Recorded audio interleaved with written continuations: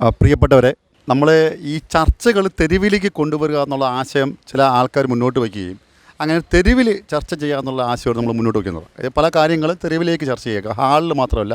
അപ്പം പങ്കെടുക്കുന്ന അല്ലെങ്കിൽ നമ്മളെ വിളിച്ചു കൂട്ടുന്നവർ മാത്രമല്ല, പുറത്ത് നിൽക്കുന്നവർക്കും ചർച്ചയിൽ പങ്കെടുക്കാം എന്നാണ് അതിൻ്റെ ആശയത്തിൻ്റെ രീതി. അതനുസരിച്ച് നമ്മൾ ഇപ്പം ഇന്ന് ശാസ്ത്രദിനമാണ്, ദേശീയ ശാസ്ത്രദിനമാണ്.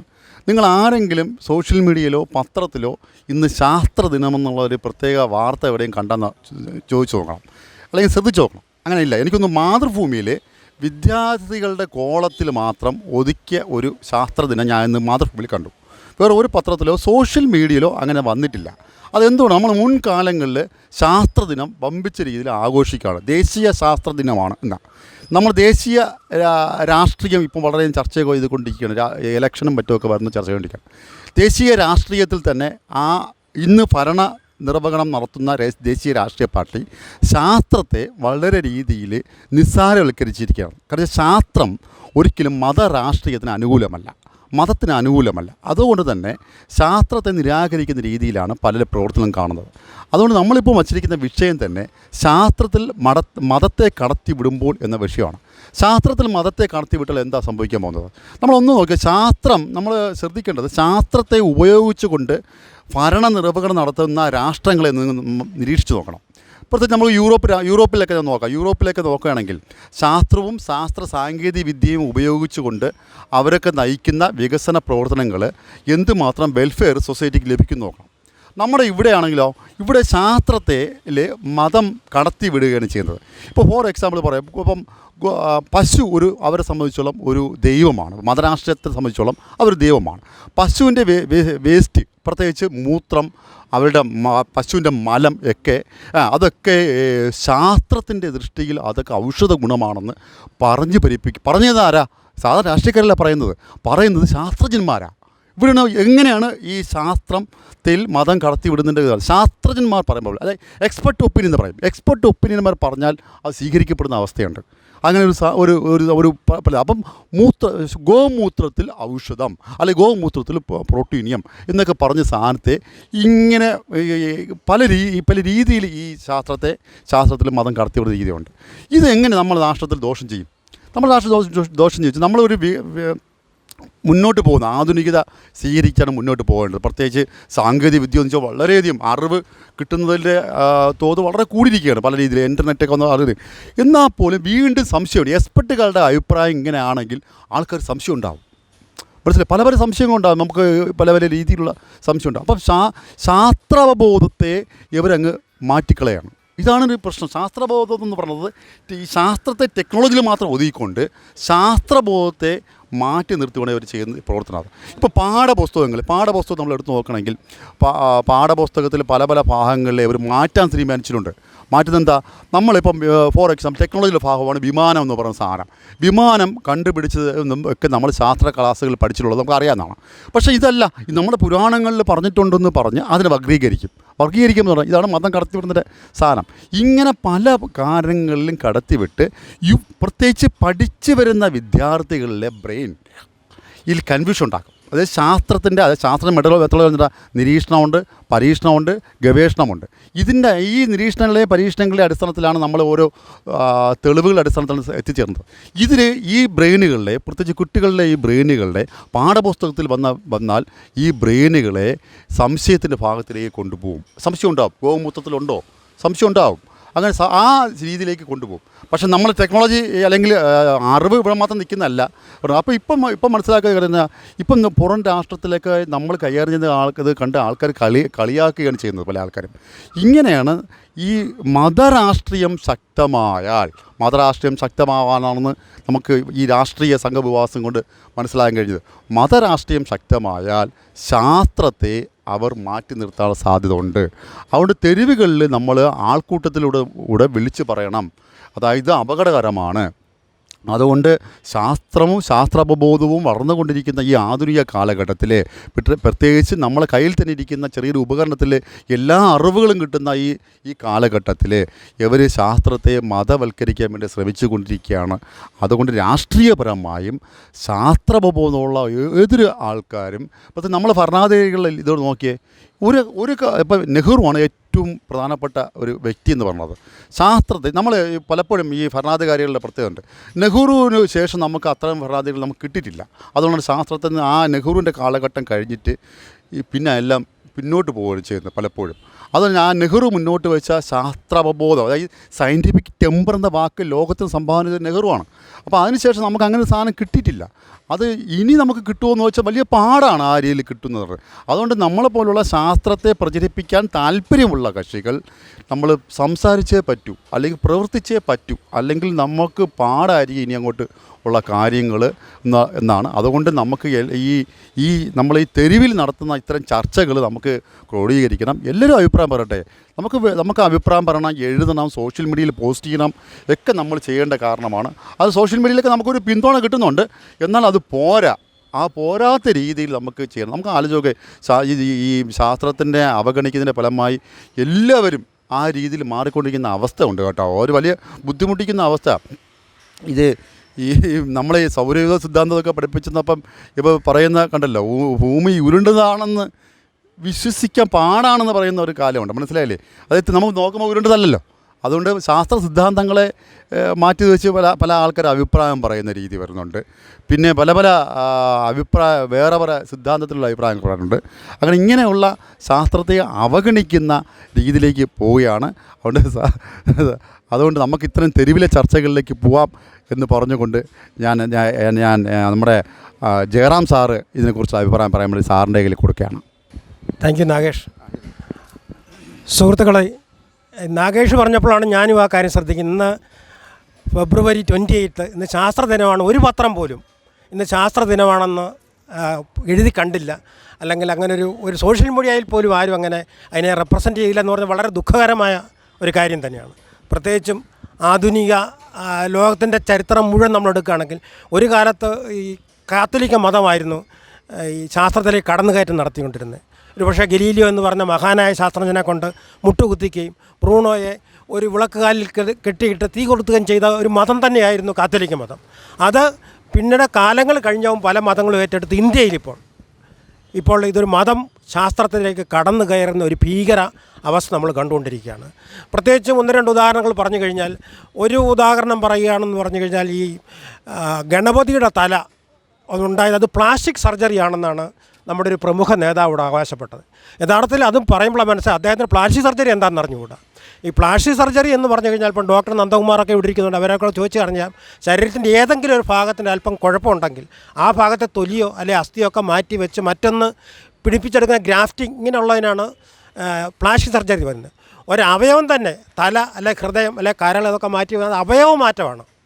അതുപോലും അറിയത്തില്ലാത്ത ഒരാളും അത് പ്രചരിപ്പിക്കാനായിട്ട് 100 പേരും ഇത് പ്ലാസ്റ്റിക് സർജറിയാണ് എന്ന് തന്നെ പറയുന്നു. എന്നാൽ ഒരു കാര്യം നമ്മൾ വളർത്തണം. ഞാൻ മലയാള സാഹിത്യം പഠിച്ചതുകൊണ്ട് അതും ഒരു ഡിഗ്രി ഉള്ളതുകൊണ്ട് ഒരു കാര്യം കൂടെ പറയാം. 13-ാം നൂറ്റാണ്ടിൽ ഈ കേരളത്തിൽ ആദ്യം മലയാളം ഉണ്ടാകുന്ന കാലത്ത്, തമിഴിൽ നിന്നും മലയാളം ഉത്ഭവിച്ചു വരുന്ന കാലത്ത് കിട്ടിയ ഒരു പുസ്തകമാണ് രാമചരിതം.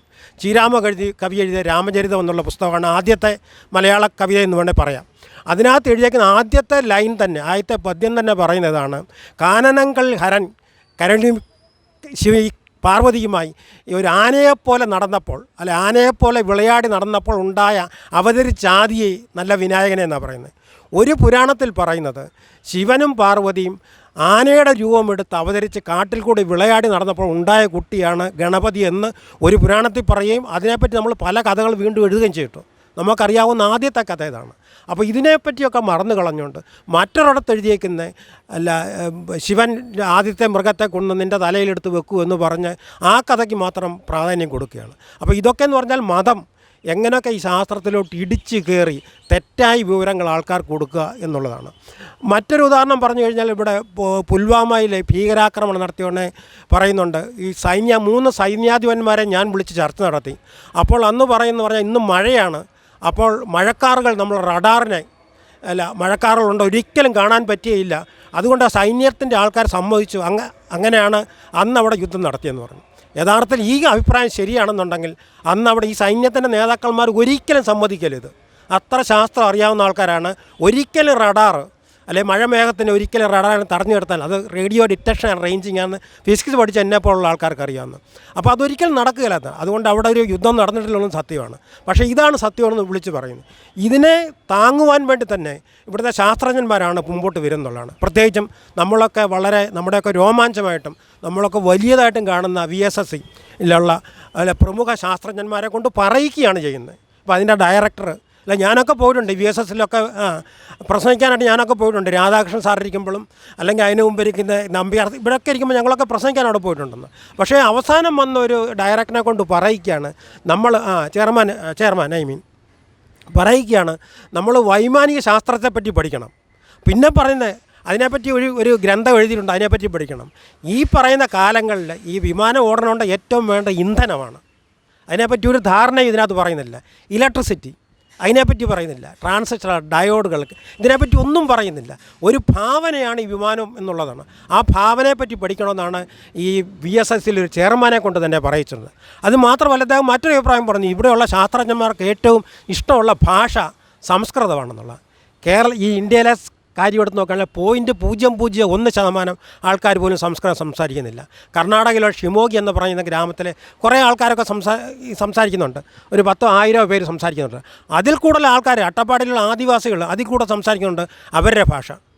ഒരു 10,000, 5,000, 6,000 പേര് അവരുടേതായിട്ട് ഭാഷ സംസാരിക്കുന്നുണ്ട്. ഞങ്ങളൊക്കെ ഈ നാഞ്ചിയമ്മ അവിടെ പാട്ടുപാടി ഈ ഓൾ ഇന്ത്യ ലെവലിൽ അവാർഡ് കിട്ടിയപ്പോൾ അവരെ കാണാനായിട്ട് പോയി. അപ്പോൾ അവരവിടെ സംസാരിക്കുന്ന അവരുടെ ഭാഷയാണ്. അപ്പം ചോദിച്ചാൽ പറഞ്ഞു, ഞങ്ങൾ 5,000 പേരോളം അവരുടെ ഭാഷയാണ് അവർ സംസാരിക്കുന്നത്, നമ്മളോട് മലയാളം സംസാരിക്കും. അതുകൊണ്ട് ആ ഭാഷയാണ് ഏറ്റവും മികച്ചെന്ന് പറയാൻ പറ്റും. അപ്പോഴാണ് ഇദ്ദേഹം പറയുന്നത് സംസ്കൃതമാണ് ഏറ്റവും വലിയ മികച്ച ഭാഷ എന്നൊക്കെ പറയുന്നത്. അപ്പോൾ ഇങ്ങനെയുള്ള തെറ്റായ കാര്യങ്ങൾ ഈ ചെറുപ്പക്കാരിടയ്ക്കിട്ട് പറയും. ഇപ്പം നാഗേഷ് പറഞ്ഞ പോലെ തന്നെ അപ്പോൾ ഒരു സംശയം വരും, ശരിയാണോ? ഇപ്പോൾ ഉദാഹരണത്തിന് പറയുകയാണെങ്കിൽ ഈ ചാണകത്തിലും പഞ്ചഗവ്യത്തിലും ഈ മെഡിസിനൽ വാല്യൂ ഉണ്ട് എന്ന് പറഞ്ഞിട്ടുള്ള റിസർച്ചിന് 500 കോടി രൂപയാണ് മാറ്റി വെച്ചേക്കുന്നത്. 500 crores. നിങ്ങൾക്ക് ആർക്കെങ്കിലും ഒരു റിസർച്ച് താല്പര്യമുണ്ട് ചാണകത്തിൽ ഔഷധ ഗുണമുണ്ടെന്ന് പറഞ്ഞ് നിങ്ങളൊരു പ്രോജക്റ്റ് തയ്യാറായി ഗവൺമെൻറ് സംരക്ഷിക്കുക, നിങ്ങൾക്ക് അപ്പോൾ വളരെ ഇത് കിട്ടും.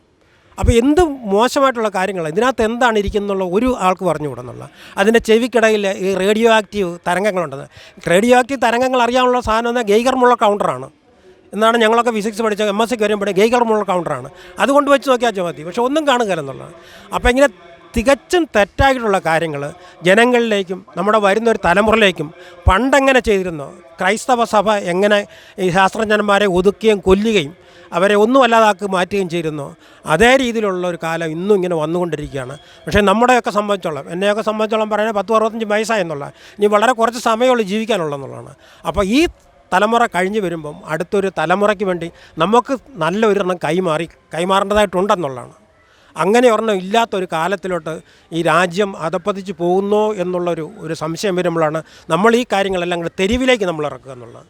തെരുവിലേക്ക് ഇറങ്ങി ചർച്ച ചെയ്യാമെന്ന് ഓരോ ആൾക്കാരും ഓരോ അഭിപ്രായം പറയുകയാണ്. ഇങ്ങനെ ഓരോ കാര്യങ്ങൾ നമ്മൾക്ക് കിട്ടിയ ബുക്കുകളും നമുക്ക് കിട്ടിയ അറിവുകളും അതെല്ലാം ബാക്കിയുള്ളവർ പറയുകയാണെന്നുള്ളത്. ഇപ്പോൾ ഉദാഹരണത്തിന് പറഞ്ഞാൽ ആദ്യകാലത്തെ പാട്ട് പ്രസ്ഥാനത്തിൻ്റെ കവികളാണ് നമ്മുടെ കോവളം കവികൾ, അയ്യപ്പിള്ള ആശാനും അയ്യനിപ്പിള്ള ആശാനും. അദ്ദേഹം എഴുതിയ രാമകഥാപാട്ടെന്ന് പറഞ്ഞൊരു പാട്ടിനകത്ത് അതിനകത്ത് ഹനുമാൻ ദൗത്യം എന്ന് പറഞ്ഞിട്ടുണ്ട്. ഹനുമാൻ സീതയെ ഈ ലങ്കയിൽ പോയി കണ്ടിട്ട് അവൻ പറയുന്നൊരു അടയാളം പറയണമെന്ന് പറഞ്ഞു. അപ്പം ഞാൻ തിരിച്ചു ചെല്ലുമ്പോൾ നിനക്കിതാ ഞാനൊരു അടയാളം തരുന്നു, ഈ രാമൻ തന്നിട്ടാണ് ഇത്, തിരിച്ച് നീ ഒരു അടയാളം പറയണം, രാമനെ നിന്നെ കണ്ടു എന്നുള്ളത്. അപ്പോൾ സീത പറയുന്നൊരു കാര്യം എന്ന് പറഞ്ഞാൽ, അപ്പോൾ ഒരു കഥ ഞാൻ പറയാം. ഞാൻ ചിത്രകൂടത്തിൽ രാമനും ഞാനും കൂടെ വസിച്ചുകൊണ്ടിരുന്നു. അപ്പോൾ ഞാൻ മാമിസത്തെ കറി വെച്ചെന്ന് പറയുന്നത്, മാമിസത്തെ പാചകം ചെയ്തു. അപ്പോൾ ഒരു കാകൻ വന്തേൻ, തമിഴും മലയാളം കൂടി എഴുതുന്നുണ്ട്, കാകൻ വന്തേൻ അതെൻ്റെ ഈ മുലകളെ കണ്ടു കഴിഞ്ഞാൽ ഏതോ പഴമാണെന്നോർത്ത് കുത്തി. അപ്പോൾ ഞാൻ എഴുന്നേറ്റ് പോയപ്പോൾ എൻ്റെ വസ്ത്രം ഉരിഞ്ഞു വീഴുകയും അത് കണ്ട് രാമൻ എൻ്റെ മടിയിൽ കിടന്നുറങ്ങിയ രാമൻ എഴുന്നേറ്റ് ചിരിച്ചു പോയി എന്ന് പറഞ്ഞു. ഈ കഥ അറിയാവുന്ന എനിക്കും രാമനും മാത്രമേ അറിയത്തുള്ളൂ. നീ ഇത് രാമനോട് പറഞ്ഞാൽ മതി, അപ്പം മനസ്സിലാകും. ഈ കഥ വേറെ ആർക്ക് പറഞ്ഞുകൂടാ. അതുകൊണ്ടാണ് അപ്പം നീ ഈ കഥ ചെന്ന് പറയുമ്പം രാമൻ വിശ്വസിക്കും. പക്ഷേ അവിടെ കവി ഉപയോഗിച്ചിരിക്കുന്ന ഒരു ഇതുണ്ട്, ഞാൻ മാമിസത്തെ പാചകം ചെയ്തതെന്നാണ് പറഞ്ഞ്. ഈ മാംസം ഒറ്റയ്ക്ക് സീതയ്ക്ക് കഴിക്കാൻ വേണ്ടിയുള്ളതല്ല, ഭർത്താവിനും കൂടെ വേണ്ടിയുള്ളതാണ്. നമ്മൾ മനുസ്മൃതി തന്നെ ഇപ്പം വളരെ ആൾക്കാർ മറച്ചു വെച്ചിരിക്കുന്ന ഒരു സാധനമാണ് ഈ മനുസ്മൃതി. ഇത് പശു പറിച്ച് ബ്രാഹ്മണർക്ക് കഴിക്കണമെന്നാണ് പറയുന്നത്, അത് കഴിച്ചിരിക്കണമെന്നാണ് പറയുന്നത്. അപ്പോൾ അങ്ങനെയുള്ള ആൾക്കാരാണ് ആധുനിക ലോകത്തിലോട്ട് വന്നിട്ട് പശുവിനെ കൊല്ലുന്നതോ അല്ലെ പശുവിനെ വിൽക്കുന്നോ പശുവിൻ്റെ ഇറച്ചി വിൽക്കുന്ന ഒരാളെ അറസ്റ്റ് ചെയ്യുകയും അവരെ ക്രൂരമായി മർദ്ദിക്കുകയും ജയിലിലടക്കുകയും ചെയ്യുന്നുള്ളതാണ്. അപ്പോൾ ഇതൊക്കെ എന്ന് പറഞ്ഞാൽ ശാസ്ത്രം അല്ലെ അറിവുകൾ നമുക്ക് ശാസ്ത്രത്തിന് എപ്പോഴും കിട്ടുന്നത് അറിവുകൾ ബുക്കുകളാണ് നമുക്ക് കിട്ടുന്നുള്ളതാണ്. അങ്ങനെയുള്ള ബുക്കുകൾക്കൊക്കെ ഓരോ കാര്യങ്ങളും നമ്മൾ വായിച്ച് അത് വരും തലമുറയിലൊക്കെ. ഇപ്പം കഴിഞ്ഞ ദിവസം തന്നെ ഈ സ്റ്റീഫൻ ഹോക്കിൻസിൻ്റെ ബുക്ക് വായിച്ചു. അപ്പോൾ അതിനകത്താണ് അദ്ദേഹം എഴുതിയേക്കെന്ന് പറഞ്ഞാൽ, ഞാനൊരു കാര്യം പറയാം, മരിക്കാൻ എനിക്കിനി വളരെ കുറച്ച് സമയമുള്ളൂ, പക്ഷേ ഒരു കാര്യം ഞാൻ പറയാൻ ആഗ്രഹിക്കുന്നു. ഒരിക്കലൊരു ഇലക്ട്രോ മാഗ്നറ്റിക് വേവ് ഔട്ടർ സ്പേസിൽ നിന്ന് വരും, നിങ്ങളതിന് ഒരിക്കലും ആൻസർ കൊടുത്തേക്കാരെന്ന് പറഞ്ഞു. അതിന് ആൻസർ കൊടുത്തു കഴിഞ്ഞാൽ അതിൽ തന്നെ പിടിച്ച് അവർ വരുമെന്നാണ് പറഞ്ഞത്. അന്യഗ്രഹത്തിലുള്ള അല്ല സോളാർ സിസ്റ്റത്തിലുള്ള എലിയൻസ് അവർ വരുമെന്നാണ് പറഞ്ഞേക്കുന്നത്. പക്ഷേ നമ്മുടെ മതം എന്താണ് പറഞ്ഞേക്കുന്നത്? ബൈബിളിൽ ഒരു മതം പറഞ്ഞേക്കുന്നത് ഈ യോഹന്നാൻ ലഭിച്ച വെളിപാട് എന്ന് പറയുന്നുണ്ട്. അതിനകത്ത് യോഹന്നാൻ അവസാന കാലത്ത് സംഭവിക്കുന്ന കാര്യത്തെപ്പറ്റി യോഹന്നാനോട് പറയുകയാണ്. അവൻ പറഞ്ഞ, ആകാശത്ത് ഞാനൊരു പാമ്പിനെ കണ്ടു, അത് ആകാശത്തിലുള്ള നക്ഷത്രങ്ങളുടെ 1/3 ഭാഗത്തെ വാരി ഭൂമിയിലേക്ക് എറിയും, അപ്പോൾ ഭൂമിയിലുള്ള 1/3 ഭാഗം കത്തിപ്പോകുമെന്ന് പറഞ്ഞു. അന്ന് ശാസ്ത്രപരമായിട്ട് അറിവില്ലായിരുന്നു. അവരോർത്ത് ആകാശത്ത് നിൽക്കുന്ന നക്ഷത്രങ്ങളൊക്കെ വളരെ ചെറുതാണെന്നും അല്ലെങ്കിൽ കത്തി ജ്വലിക്കുന്നത് ചെറിയ ബൾബ് പോലെ ഇരിക്കുന്നതെന്ന് ഓർത്ത് ഒരു നക്ഷത്രം വീണാൽ ഭൂമിയിലേക്കുള്ള 1000 ഗ്രഹങ്ങൾ ഇവിടെ കത്തിപ്പോകുന്നുള്ളതാണ്. അപ്പോൾ ഇങ്ങനെയുള്ള അറിവുകൾ, തെറ്റായിട്ടുള്ള പല അറിവുകളും പറഞ്ഞുകൊണ്ടിരിക്കുന്ന ആ അറിവുകളൊക്കെ നമ്മൾ ഖണ്ഡിച്ചുകൊണ്ട് എല്ലാത്തിനും ശാസ്ത്രത്തിൻ്റെ മുഖം കൊടുത്തുകൊണ്ട്, അല്ലെങ്കിൽ പ്രത്യേകിച്ചും പറയുകയാണെങ്കിൽ രാഷ്ട്രീയപരമായിട്ടൊക്കെ ഞാനും നെഹ്റുവും ഒക്കെ വളരെ എതിർ ചേരികളിലാണ്. ഞാനൊക്കെ വളരെ തീവ്ര ഇടതുപക്ഷത്തിലും നെഹ്റുവൊക്കെ വളരെ വലതുപക്ഷത്തിലാണ് നിൽക്കുന്നത്. എന്നിരുന്നാലും അദ്ദേഹം ഒരു ശാസ്ത്രത്തിന് മുമ്പോട്ട് വയ്ക്കുന്ന ഒരാളായിരുന്നു, അല്ലെ മാനവികത, അതിൻ്റെ ഒപ്പം തന്നെ മാനവികതയും മുമ്പോട്ട് വയ്ക്കുന്നതിന്. ഒരിക്കലൊരു ഇത് തന്നെ ബുധനി എന്നുള്ള സാറാ ജോസഫിൻ്റെ നോവൽ വായിക്കുള്ള മനസ്സിലാക്കുന്നത്, അത് നെഹ്റു ആ നോവൽ എഴുതാൻ അവർക്ക് പ്രചോദനം കിട്ടിയതെന്ന് പറഞ്ഞാൽ ബുധനി എന്ന ആദിവാസി പെൺകുട്ടിയെ കൊണ്ടാണ് നെഹ്റു എന്ന് പറഞ്ഞ അന്നത്തെ പ്രധാനമന്ത്രി ഒരു ഫക്രാനങ്കൻ അണക്കെട്ട് ഉദ്ഘാടനം ചെയ്യിച്ചത്. എനിക്ക് വേണമെങ്കിൽ പ്രധാനമന്ത്രി എന്ന നിലയിൽ എനിക്ക് വേണമെങ്കിൽ ഉദ്ഘാടനം ചെയ്യാം, പക്ഷേ അതിന് ഹീരാക്കുട്ട് എന്നുള്ള അണക്കെട്ട് ഉദ്ഘാടനം ചെയ്യുന്നുള്ള എനിക്ക് വേണമെങ്കിൽ ചെയ്യാം. പക്ഷേ അതല്ല, ഇതിൽ സഫർ ചെയ്ത ഈ ആദിവാസി പെൺകുട്ടിയാണ് ഞാൻ അതിന് തിരഞ്ഞെടുത്തെന്ന് പറയുന്നത്. പക്ഷേ ഇപ്പോൾ ആധുനിക ഇന്ത്യയിൽ നടക്കുന്നതാണ് അതെ. അപ്പോൾ ഇതൊക്കെയാണ് നമ്മൾ ശാസ്ത്രത്തെ മുമ്പോട്ട് കാണുന്ന കാര്യങ്ങൾ. ഇതാണ്. പക്ഷേ ഇപ്പോഴത്തെ ഇതിൽ നടക്കുന്നതാണ് അല്ല, പൂജകളെ പറ്റിയോ അല്ലെ ആധുനികതയെ പറ്റിയോ ഒന്നും അറിയത്തില്ലാത്ത ആൾക്കാരാണ് പലതും ഉദ്ഘാടനം ചെയ്യാനായിട്ട് വരുന്നതെന്നുള്ളതാണ്. അവിടെ ഉദ്ഘാടനം നമ്മൾ വളരെ വിചിത്രമായിട്ട് തോന്നും. പാർലമെൻറ്റിൻ്റെയൊക്കെ ഏറ്റവും വലിയ അധികാരി എന്ന പ്രസിഡൻ്റാണ്. ഒരു പ്രസിഡൻറ്റിനൊക്കെ മാറ്റി നിർത്തിയാണ് പാർലമെൻറ്റ് മെമ്പറും ചില ആൾക്കാർ, അല്ലെങ്കിൽ ഇവിടെ നിന്ന് തുണി കൊടുക്കാത്ത കുറേ സന്യാസി വരെ വിളിച്ചുകൊണ്ട് പോയാണ് വേറെ ആൾക്കാർ, രാഷ്ട്രീയക്കാരും വന്നോട്ടെ. പക്ഷേ ഈ സന്യാസി എന്ന് പറഞ്ഞാൽ അവർക്ക് എന്താണ് ക്വാളിറ്റി എന്നുള്ളതാണ്. 1982 തിരുവനന്തപുരത്ത് ഒരു യാഗം സോമയാഗം എന്ന് പറഞ്ഞു ഒരു വലിയ യാഗം നടത്തിയുള്ളത് ലോക സമാധാനത്തിന് വേണ്ടിയാണ് നടത്തുന്നത്. അതിൻ്റെ 2 വർഷം കഴിഞ്ഞപ്പോഴാണ് ഇറാനും ഇറാഖും ഒക്കെ ഇവിടെ ഭയങ്കര യുദ്ധം നടത്തിയെന്നുള്ളതാണ്. ഇപ്പോഴും റഷ്യയും ഉക്രൈനും തമ്മിൽ യുദ്ധം നടന്നു, പാലസ്തീൻ ഇസ്രായേലും തമ്മിൽ. അന്ന് ഈ യാഗത്തിന് വല്ല പ്രയോജനം ഉണ്ടായിരുന്നെങ്കിൽ ഈ ലോകത്തെ സമാധാനം ഉണ്ടായിരുന്നില്ല നടക്കും. അപ്പോൾ നമ്മൾ ചിന്തിക്കണം ശാസ്ത്രീയപരമായിട്ട്, അല്ലെങ്കിൽ എന്തെങ്കിലും ഒന്ന് പറഞ്ഞു കഴിഞ്ഞാൽ അത് ഫലപ്പെടുമെന്ന ശാസ്ത്രം പലപ്പോഴും നിരീക്ഷണങ്ങളും പരീക്ഷണങ്ങളും കൊണ്ട് റിസൾട്ട് ഉണ്ടെന്നുള്ളതാണ്. പക്ഷേ മതം എന്ന് പറയുന്നതിന് യാതൊരു റിസൾട്ടും ഇല്ല. നമ്മുടേതായിട്ടുള്ള ചില തോന്നലുകൾ, ചില വിചാരങ്ങൾ, ചില വികാരങ്ങൾ ചിലപ്പോൾ നടന്നേക്കും. അല്ലെങ്കിൽ ഇപ്പം അതിന് പ്രത്യേകിച്ച് മൈത്രേയൻ്റെ ഒരു വാക്കൂടെ പറഞ്ഞിട്ടുണ്ട്. മൈത്രേയൻ്റെ ഒരിക്കലൊരു കാര്യം പറയുന്നുണ്ട്, ഇവിടെ ഇത്രയും വലിയ പ്രപഞ്ചം സൃഷ്ടിച്ച, അല്ലെങ്കിൽ ഈ സോളാർ സിസ്റ്റം ഇതുപോലുള്ള പ്രപഞ്ചം സൃഷ്ടിച്ച ദൈവത്തെ 25 പൈസ നീ കൂട്ടത്ത് അവിടെ കാണിക്ക ഇട്ടിട്ട്, അല്ലെങ്കിൽ 1 രൂപ 1.5 രൂപയുടെയൊക്കെയാണ്. ഇപ്പോൾ മധുരയിലൊക്കെ ഞങ്ങളൊക്കെ ചെല്ലുമ്പോൾ എനിക്കൊക്കെ ഫ്രീ ആണ്. മധുര മീനാക്ഷിക്കൊക്കെ പേടിയായിരുന്നു, ഇൻകം ടാക്സ് അസിസ്റ്റൻറ്റ് കമ്മീഷനാണ്. അതുകൊണ്ട് ഞങ്ങളൊക്കെ ആദ്യം കയറുമെന്നുള്ളതാണ്. ബാക്കിയുള്ളവർക്ക് 10-15 രൂപ കൊടുത്തിട്ടാണ് അവിടെ കയറുന്നത്. അപ്പോൾ ഈ 15 രൂപ മേടിച്ചിട്ടുണ്ടാവും ഈ മധുര മീനാക്ഷി അനുഗ്രഹം കൊടുക്കാനിരിക്കുന്നത്. ഇത്രയും പ്രപഞ്ചം സൃഷ്ടിച്ചെന്ന് ഓർക്കണം. അപ്പോൾ നമ്മൾ മതത്തെ അങ്ങനെ തന്നെ കാണണം എന്നുള്ളതാണ്. ഇതുകൊണ്ട് വലിയ പ്രയോജനമൊന്നുമില്ലെന്നും ശാസ്ത്രത്തെ എപ്പോഴും പുറകോട്ടടിക്കണം. നമുക്ക് വരാനിരിക്കുന്ന തലമുറയിൽ എന്ത് ചെയ്യണമെന്നറിയാത്ത പകച്ചു നിൽക്കുന്ന ഒരു തലമുറ ഉണ്ടാക്കുന്ന അവർക്ക് നമ്മളൊരു ഉത്തരം കൊടുക്കേണ്ടതായിട്ടുണ്ട്. നമ്മൾ ആൻസറബിളാണ്, ഈ കാര്യത്തെ ആൻസറബിളാണ്. അപ്പോൾ അതുകൊണ്ട് എല്ലാ ആൾക്കാരും ഇതുപോലെ തെരുവിലുള്ള ചർച്ചകൾ, നമ്മുടെ ഇടയ്ക്ക് ആദ്യം ചർച്ചകൾ വരട്ടെ, പിന്നെ തെരുവിലുള്ള ഒരുപാട് ആൾക്കാർ ചർച്ചകൾ വരട്ടെ, ബുക്കുകൾ അതിനെ അതിനെ ബേസ് ചെയ്തിട്ടുള്ള ചർച്ചകൾ വരട്ടെ. അതിനകത്ത് ശരിയാണ് പറഞ്ഞിട്ടെങ്കിൽ അതിന് എത്ര ശാസ്ത്രീയതയുണ്ട്, അല്ലെങ്കിൽ എത്രമാത്രം അത് പ്രൂവ് ചെയ്യാൻ പറ്റും. ഒരിക്കൽ കൂടി പറയാം, അതും പറഞ്ഞുകൊണ്ട് അവസാനിപ്പിക്കാം. ശാസ്ത്രം എന്ന് പറഞ്ഞാൽ നിരീക്ഷണമായിട്ട് നിരീക്ഷിച്ചുകൊണ്ട് വന്ന കാര്യങ്ങൾ പരീക്ഷണത്തെക്കൂടി തെളിയിക്കാൻ കഴിയുന്നതാണ് ശാസ്ത്രം, വെറും കെട്ടുകഥകളല്ല. അതുകൊണ്ട് കെട്ടുകഥകളൊക്കെ മാറ്റി നിർത്തിക്കൊണ്ട് നമുക്കും ഈ ശാസ്ത്രം മതത്തിൻ്റെ പണ്ട് തന്നെ ഉണ്ടായിരുന്നു. കാത്തലിക് സഭകളിലൊക്കെ ആയിരുന്നു ആദ്യം മതം കടന്നു കയറിയ. ആ കാലഘട്ടത്തിൽ മാറി ഇപ്പം ഇന്ത്യയിലൊക്കെ വന്നു കഴിഞ്ഞാൽ മറ്റൊരു മതമാണ് ഇവിടെ ശാസ്ത്രത്തിലേക്ക് കടന്നു കയറുന്നത്. ഇതിനെയൊക്കെ നമ്മൾ ചെറുത്ത് തോൽപ്പിക്കണം. ഇങ്ങനെയുള്ള ചർച്ചകൾ തെരുവിലേക്ക് തന്നെ ഇറങ്ങട്ടെ എന്ന് ആശംസിച്ചുകൊണ്ട് 2 വാക്ക് സംസാരിക്കാൻ അവസരം കിട്ടിയ സന്തോഷം പ്രകടിപ്പിക്കുന്നു. നന്ദി സാറേ. നന്ദകുമാർ സാറേ, അത് ശാസ്ത്രബോധം പ്രചരിപ്പിക്കുന്നതിന് വേണ്ടി വളരെ ശക്തമായി നിൽക്കുന്ന ഒരു വ്യക്തിയാണ് ഡോക്ടർ നന്ദകുമാർ. ഡോക്ടർ നന്ദകുമാറിൻ്റെ വാക്കും കൂടെ നമുക്ക് കേൾക്കാം, എന്നിട്ട് ചർച്ചയിലേക്ക് പോകാം. നമസ്കാരം. നമ്മളിപ്പം ചർച്ച ചെയ്യുന്നത് പ്രത്യേക സാഹചര്യത്തിലാണ്. ശാസ്ത്രം ഒരു വെല്ലുവിളി നേരിടുന്ന ഒരു സമയമാണിത്. പക്ഷേ അതിനേക്കാളൊക്കെ പ്രധാനമായിട്ട് എനിക്ക് തോന്നുന്നത് ഈ ശാസ്ത്രത്തിൻ്റെ അകത്തേക്ക് മതം കയറിപ്പോയാൽ എന്താണ് കുറ്റം, എന്താണ് കുഴപ്പം എന്നൊന്ന് ആലോചിച്ച് കഴിഞ്ഞാൽ അതൊരു രസകരമായിട്ടുള്ളൊരു ആലോചന ഉണ്ടാകുമെന്ന് എനിക്ക് തോന്നുന്നു. അതിൻ്റെ കാരണം ശാസ്ത്രത്തിൻ്റെ അകത്തേക്ക് മതം കടത്തിവിട്ടാൽ ശാസ്ത്രത്തിന് എന്തെങ്കിലും പറ്റുമോ എന്നുള്ള ഒരു ചോദ്യമുണ്ട്. രണ്ടാമത്തെ ചോദ്യം എന്ന് പറഞ്ഞാൽ ശാസ്ത്രത്തിൻ്റെ അകത്തേക്ക് മതം കടന്നു വന്നാൽ നമുക്കെന്തെങ്കിലും പറ്റുമോ? ഇത് രണ്ടും കുറച്ച് വ്യത്യാസമാണ്. എന്നുവെച്ചാൽ ശാസ്ത്രത്തിൻ്റെ അകത്തേക്ക് മതം കടന്നു വന്നാൽ ശാസ്ത്രത്തിന് എന്തെങ്കിലും പറ്റുമെന്ന് വെച്ചാൽ ഒന്നും പറ്റത്തില്ല. ശാസ്ത്രം അതിൻ്റെ രീതി പ്രവർത്തിച്ചുകൊണ്ടിരിക്കും. സത്യം പറഞ്ഞാൽ മതവും അല്ലെങ്കിൽ അതേമാതിരിയുള്ള അന്ധവിശ്വാസങ്ങളും ചെയ്യുന്നത് ശാസ്ത്രം തന്നെ ഉപയോഗിച്ചിട്ടാണ് അത് പടർത്തുന്നത്. അപ്പോൾ ശാസ്ത്രമില്ലാതെ ഒരു അന്ധവിശ്വാസത്തിനും നിലനിൽക്കാൻ പറ്റത്തില്ല. ഇപ്പോൾ അവരുപയോഗിക്കുന്നതും ആർട്ടിഫിഷ്യൽ ഇൻ്റലിജൻസ് ടെക്നോളജിയും കമ്പ്യൂട്ടറും ഡിജിറ്റൽ ടെക്നോളജിയും ഒക്കെ ഉപയോഗിച്ചുകൊണ്ടാണ് എല്ലാ പ്രവർത്തനവും അവർ ചെയ്യുന്നത്. അപ്പോൾ അവർ ശാസ്ത്രത്തിന് ഉപയോഗിച്ചുകൊണ്ടിരിക്കുന്നു എന്നുള്ളതാണ് നമ്മൾ കാണുന്നത്. ഏറ്റവും നല്ല ഫലപ്രദമായിട്ട് ഇപ്പോൾ ശാസ്ത്രവിശ്വാസിയായിട്ടുള്ള ശാസ്ത്രം പഠിച്ച ഒരാൾ സത്യം പറഞ്ഞാൽ അയാൾ ചുമ്മാ ഇരിക്കുന്നേ ഉള്ളൂ. ഇപ്പോൾ എനിക്ക് കുറേ ശാസ്ത്രം അറിയാം, ഞാൻ വീട്ടിൽ ചുമ്മാ ഇരിക്കുകയാണ്, എൻ്റെ മനസ്സിലാണ് ശാസ്ത്രം ഇരിക്കുന്നതെങ്കിൽ അതുകൊണ്ട് സമൂഹത്തിന് ഗുണമൊന്നുമില്ല.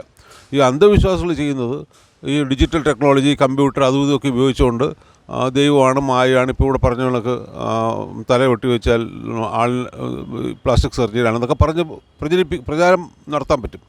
ഇങ്ങനെ പ്രചാരം നടത്തുന്നതിന് ടെക്നോളജി ഉപയോഗിക്കുന്നുള്ളതാണ്. അപ്പോൾ ടെക്നോളജി അങ്ങനെ വികസിക്കും. മറ്റേത് മതത്തിൻ്റെ അകത്തേക്ക് ശാസ്ത്രം വരുന്ന ഇടങ്ങളിലെല്ലാം തന്നെ സമൂഹം അവിടെ നിൽക്കുകയും സമൂഹം സ്റ്റാറ്റിക്കായിട്ട് നിൽക്കും. ആ നിശ്ചലത അവിടെ ഉണ്ടാവും. പക്ഷെ മറ്റിടങ്ങളിൽ ശാസ്ത്രം പുരോഗമിക്കും. ഇപ്പോൾ അതിൻ്റെ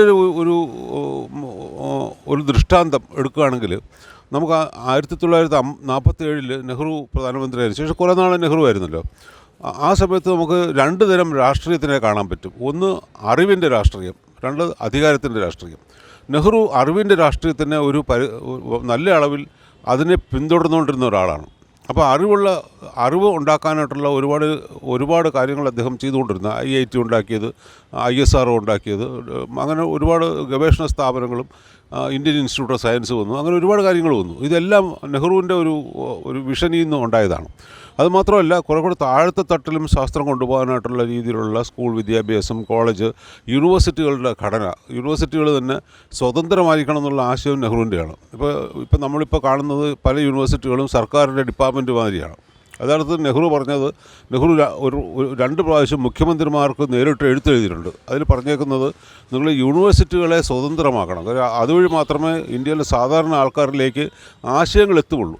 അല്ലാതെ കുത്തബ് മിനാറിന് ഇത്ര പൊക്കമുണ്ട്, താജ്മഹൽ ഇത്ര കല്ലുകൊണ്ട് ഉണ്ടാക്കിയത് എന്ന് പറയുന്നതല്ല വിദ്യാഭ്യാസം നേടുക എന്ന് പറഞ്ഞാൽ നമുക്ക് ആശയങ്ങൾ ഉണ്ടാക്കുകയും ആശയങ്ങൾ പല രീതിയിലുള്ള സംവാദങ്ങളിലേക്ക് കടത്തിവിടുകയും ചെയ്യുക എന്നുള്ളതാണ്. അതിന് യൂണിവേഴ്സിറ്റികൾ സ്വതന്ത്ര സ്ഥാപനങ്ങളാക്കണമെന്നും വൈസ് ചാൻസലറുകളെയും മറ്റു ആൾക്കാരെയൊക്കെ നിയമിക്കുന്നത് രാഷ്ട്രീയത്തിൽ ഉള്ള ആൾക്കാരെ അല്ല ചെയ്യേണ്ടത്, സ്വതന്ത്രമായിട്ടുള്ള വിദ്യാഭ്യാസത്തിൽ പരിചയമുള്ള ആൾക്കാരെ കൊണ്ടുവരണം എന്ന് പറഞ്ഞുകൊണ്ട് നെഹ്റു മുഖ്യമന്ത്രിമാർക്ക് പ്രിയപ്പെട്ട മുഖ്യമന്ത്രി എന്ന് വെച്ചുകൊണ്ട് അഡ്രസ്സ് ചെയ്തുകൊണ്ടുള്ള എഴുത്തുകൾ എഴുതിയിട്ടുണ്ട്. 2 എഴുത്തുകൾ അങ്ങനെ എഴുതിയിട്ടുണ്ട്. പക്ഷെ അതൊന്നും നടന്നില്ല. അദ്ദേഹം ഉണ്ടായിരുന്ന കാലത്ത് ഉണ്ടായിരുന്ന പ്രധാനപ്പെട്ട ഈ സെൻട്രൽ യൂണിവേഴ്സിറ്റീസിനൊക്കെ തന്നെ പ്രസിഡൻ്റായിരുന്നു വിസിറ്ററായിട്ട് വെച്ചിരുന്നത്. ഇപ്പോൾ നമ്മൾ ചാൻസലർ എന്ന് പറയുന്ന മാതിരിയുള്ള ആ ഒരു രീതി അദ്ദേഹം ഉണ്ടാക്കിയത് അങ്ങനെയാണ്. അപ്പോൾ ഇമാതിരിയുള്ള ഘടനകൾ ഡൽഹി യൂണിവേഴ്സിറ്റികളുടെ ആ മോഡലിലാണെന്ന് ഉണ്ടാക്കിയത്. അവിടെയുള്ള എല്ലാ കോളേജുകളും അഫിലിയേറ്റഡ്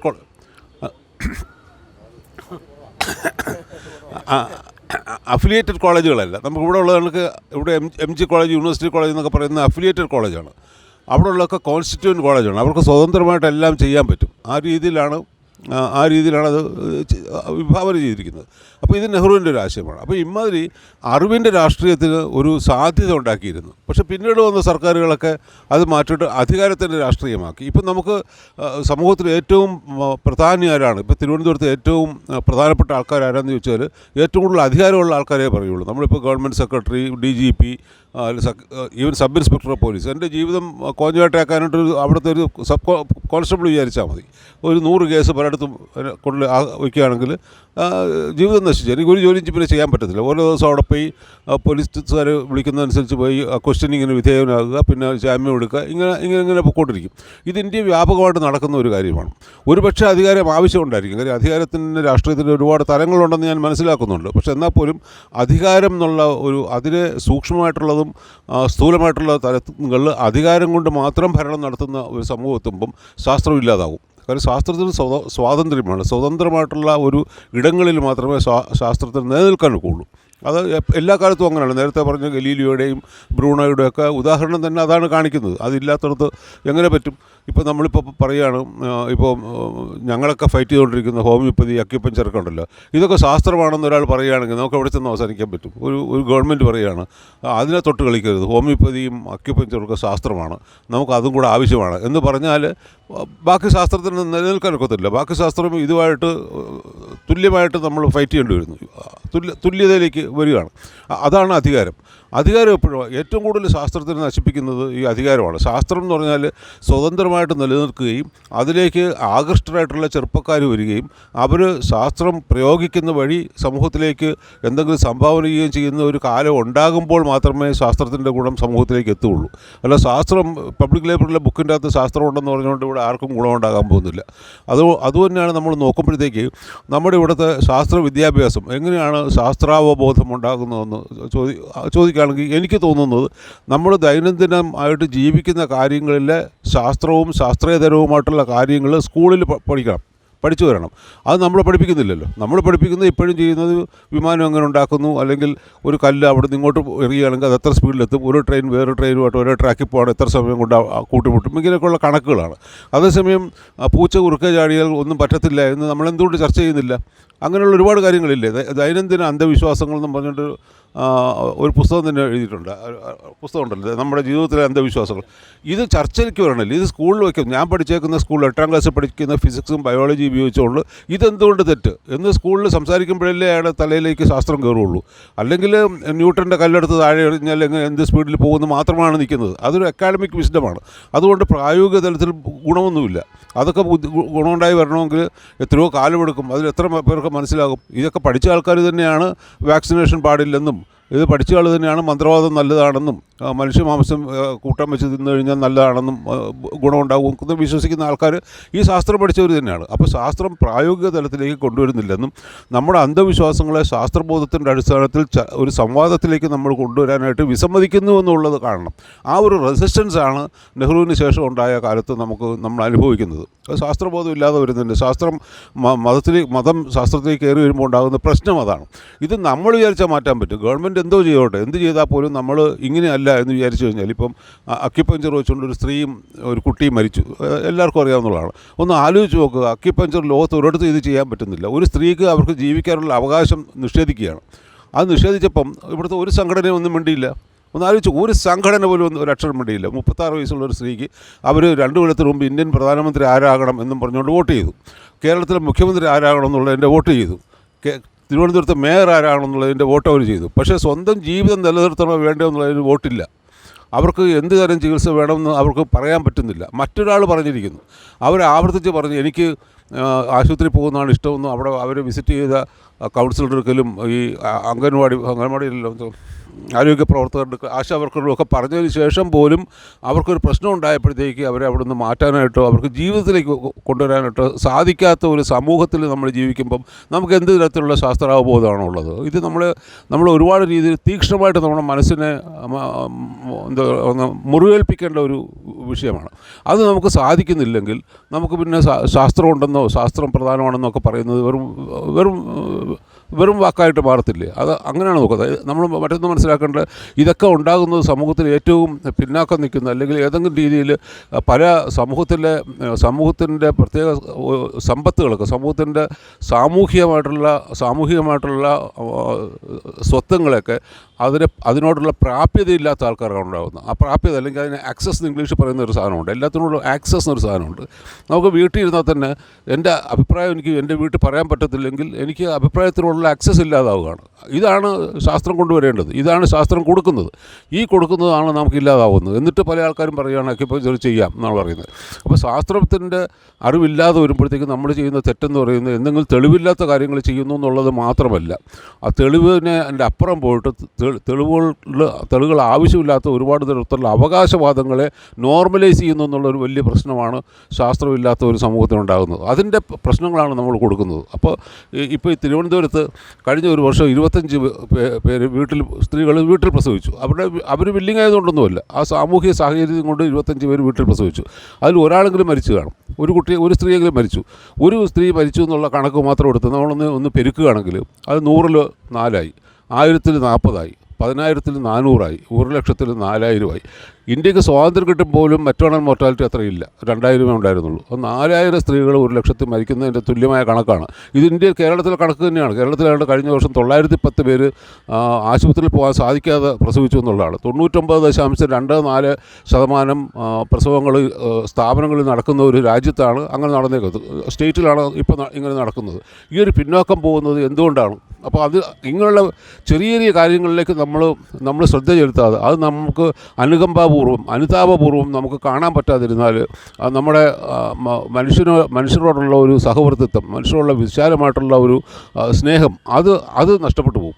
ഇത് സയൻസ് ഇല്ലാതാകുന്നതിൻ്റെ ഒരു ആദ്യത്തെ സൂചനയായിട്ടാണ് കാണുന്നത്. സയൻസ് ഇല്ലാതാകുമ്പോൾ ഉണ്ടാകുന്ന വലിയ എപ്പിഡമിക്കുകൾ മാത്രമല്ല, ഇമാതിരിയുള്ള പ്രാപ്യതയില്ലായ്മ, മനുഷ്യൻ്റെ ജീവിതത്തിന് ദുർബലത ഉണ്ടാകുന്നു, ആ തരത്തിലുള്ള പ്രശ്നങ്ങൾ ഉണ്ടാകുന്നു എന്നുള്ളതാണ് എന്നെ അലട്ടുന്ന പ്രശ്നം. ഞങ്ങൾ ആ മേഖലയിൽ പ്രവർത്തിക്കുന്നുണ്ടായിരിക്കും ഞാൻ ഇങ്ങനത്തെ ഉദാഹരണങ്ങൾ പറയുന്നത്. അത് ഒരുപക്ഷെ തെറ്റായിട്ടുള്ള ഉദാഹരണമായിരിക്കും, പക്ഷേ എൻ്റെ മനസ്സിൽ ഇങ്ങനെയുള്ളതാണ് എപ്പോഴും കൂടുതലായിട്ട് വരുന്നത്. അല്ലാതെ ഇപ്പം ആറ്റം ബോംബ് ഉണ്ടാക്കുന്നതിൻ്റെ അകത്ത് ചാണകം കൊണ്ടുണ്ടാക്കാമെന്ന് ചോദിച്ചു കഴിഞ്ഞാൽ നമ്മളൊന്നും ബാധിക്കത്തില്ല. അത് കുറേ മണ്ടന്മാരിങ്ങനെ പറഞ്ഞുകൊണ്ടിരിക്കും, ആറ്റം ബോംബ് ചാണകം കൊണ്ടുണ്ടാക്കിക്കോട്ടെ. പക്ഷേ സാധാരണ ആൾക്കാരുടെ ജീവിതത്തിൽ പ്രശ്നങ്ങളുണ്ടാകുന്നതിനെ പറ്റി, ശുദ്ധമായ കുടിവെള്ളം എങ്ങനെ ഉണ്ടാക്കണം, അതിനൊരു ശാസ്ത്രമുണ്ട്. അതിന് എന്തെങ്കിലും പറഞ്ഞാൽ പോരാ, അതിന് തെളിവുകൾ അടിസ്ഥാനത്തിൽ തന്നെ നമുക്ക് ജീവിക്കാൻ പറ്റുള്ളൂ. രോഗം പകരുന്നത് എങ്ങനെയാണ്, അല്ലെങ്കിൽ നമുക്ക് നമ്മുടെ വണ്ടികൾ ഓടിക്കുന്നത് എങ്ങനെയാണ്, ഇമാതിരിയുള്ള, അല്ലെങ്കിൽ നമ്മുടെ ക്ലൈമറ്റ് ചേഞ്ച് വരുന്നു, ഇതൊക്കെ ഓരോ ആൾക്കാരും എങ്ങനെ പ്രതികരിക്കാൻ പറ്റും എന്നുള്ള പ്രശ്നങ്ങൾ നമുക്ക് സംസാരിക്കാൻ പറ്റുമ്പോഴാണ് നമുക്ക് ശാസ്ത്രത്തിൻ്റെ ഉപയോഗം എത്തുന്നത്. ഉപയോഗം കൊണ്ട് മാത്രമേ നമുക്കൊരു കാര്യം നല്ലതോ ചീത്തയോ എന്ന് പറയാൻ പറ്റുള്ളൂ. ഉപയോഗത്തിലേക്ക് നമ്മൾ പോകാത്ത ഒരു കാര്യവും ഇതിൻ്റെ ഈ ഗുണദോഷങ്ങളെക്കുറിച്ച് നമുക്ക് അത്രയ്ക്ക് മനസ്സിലാകത്തില്ല.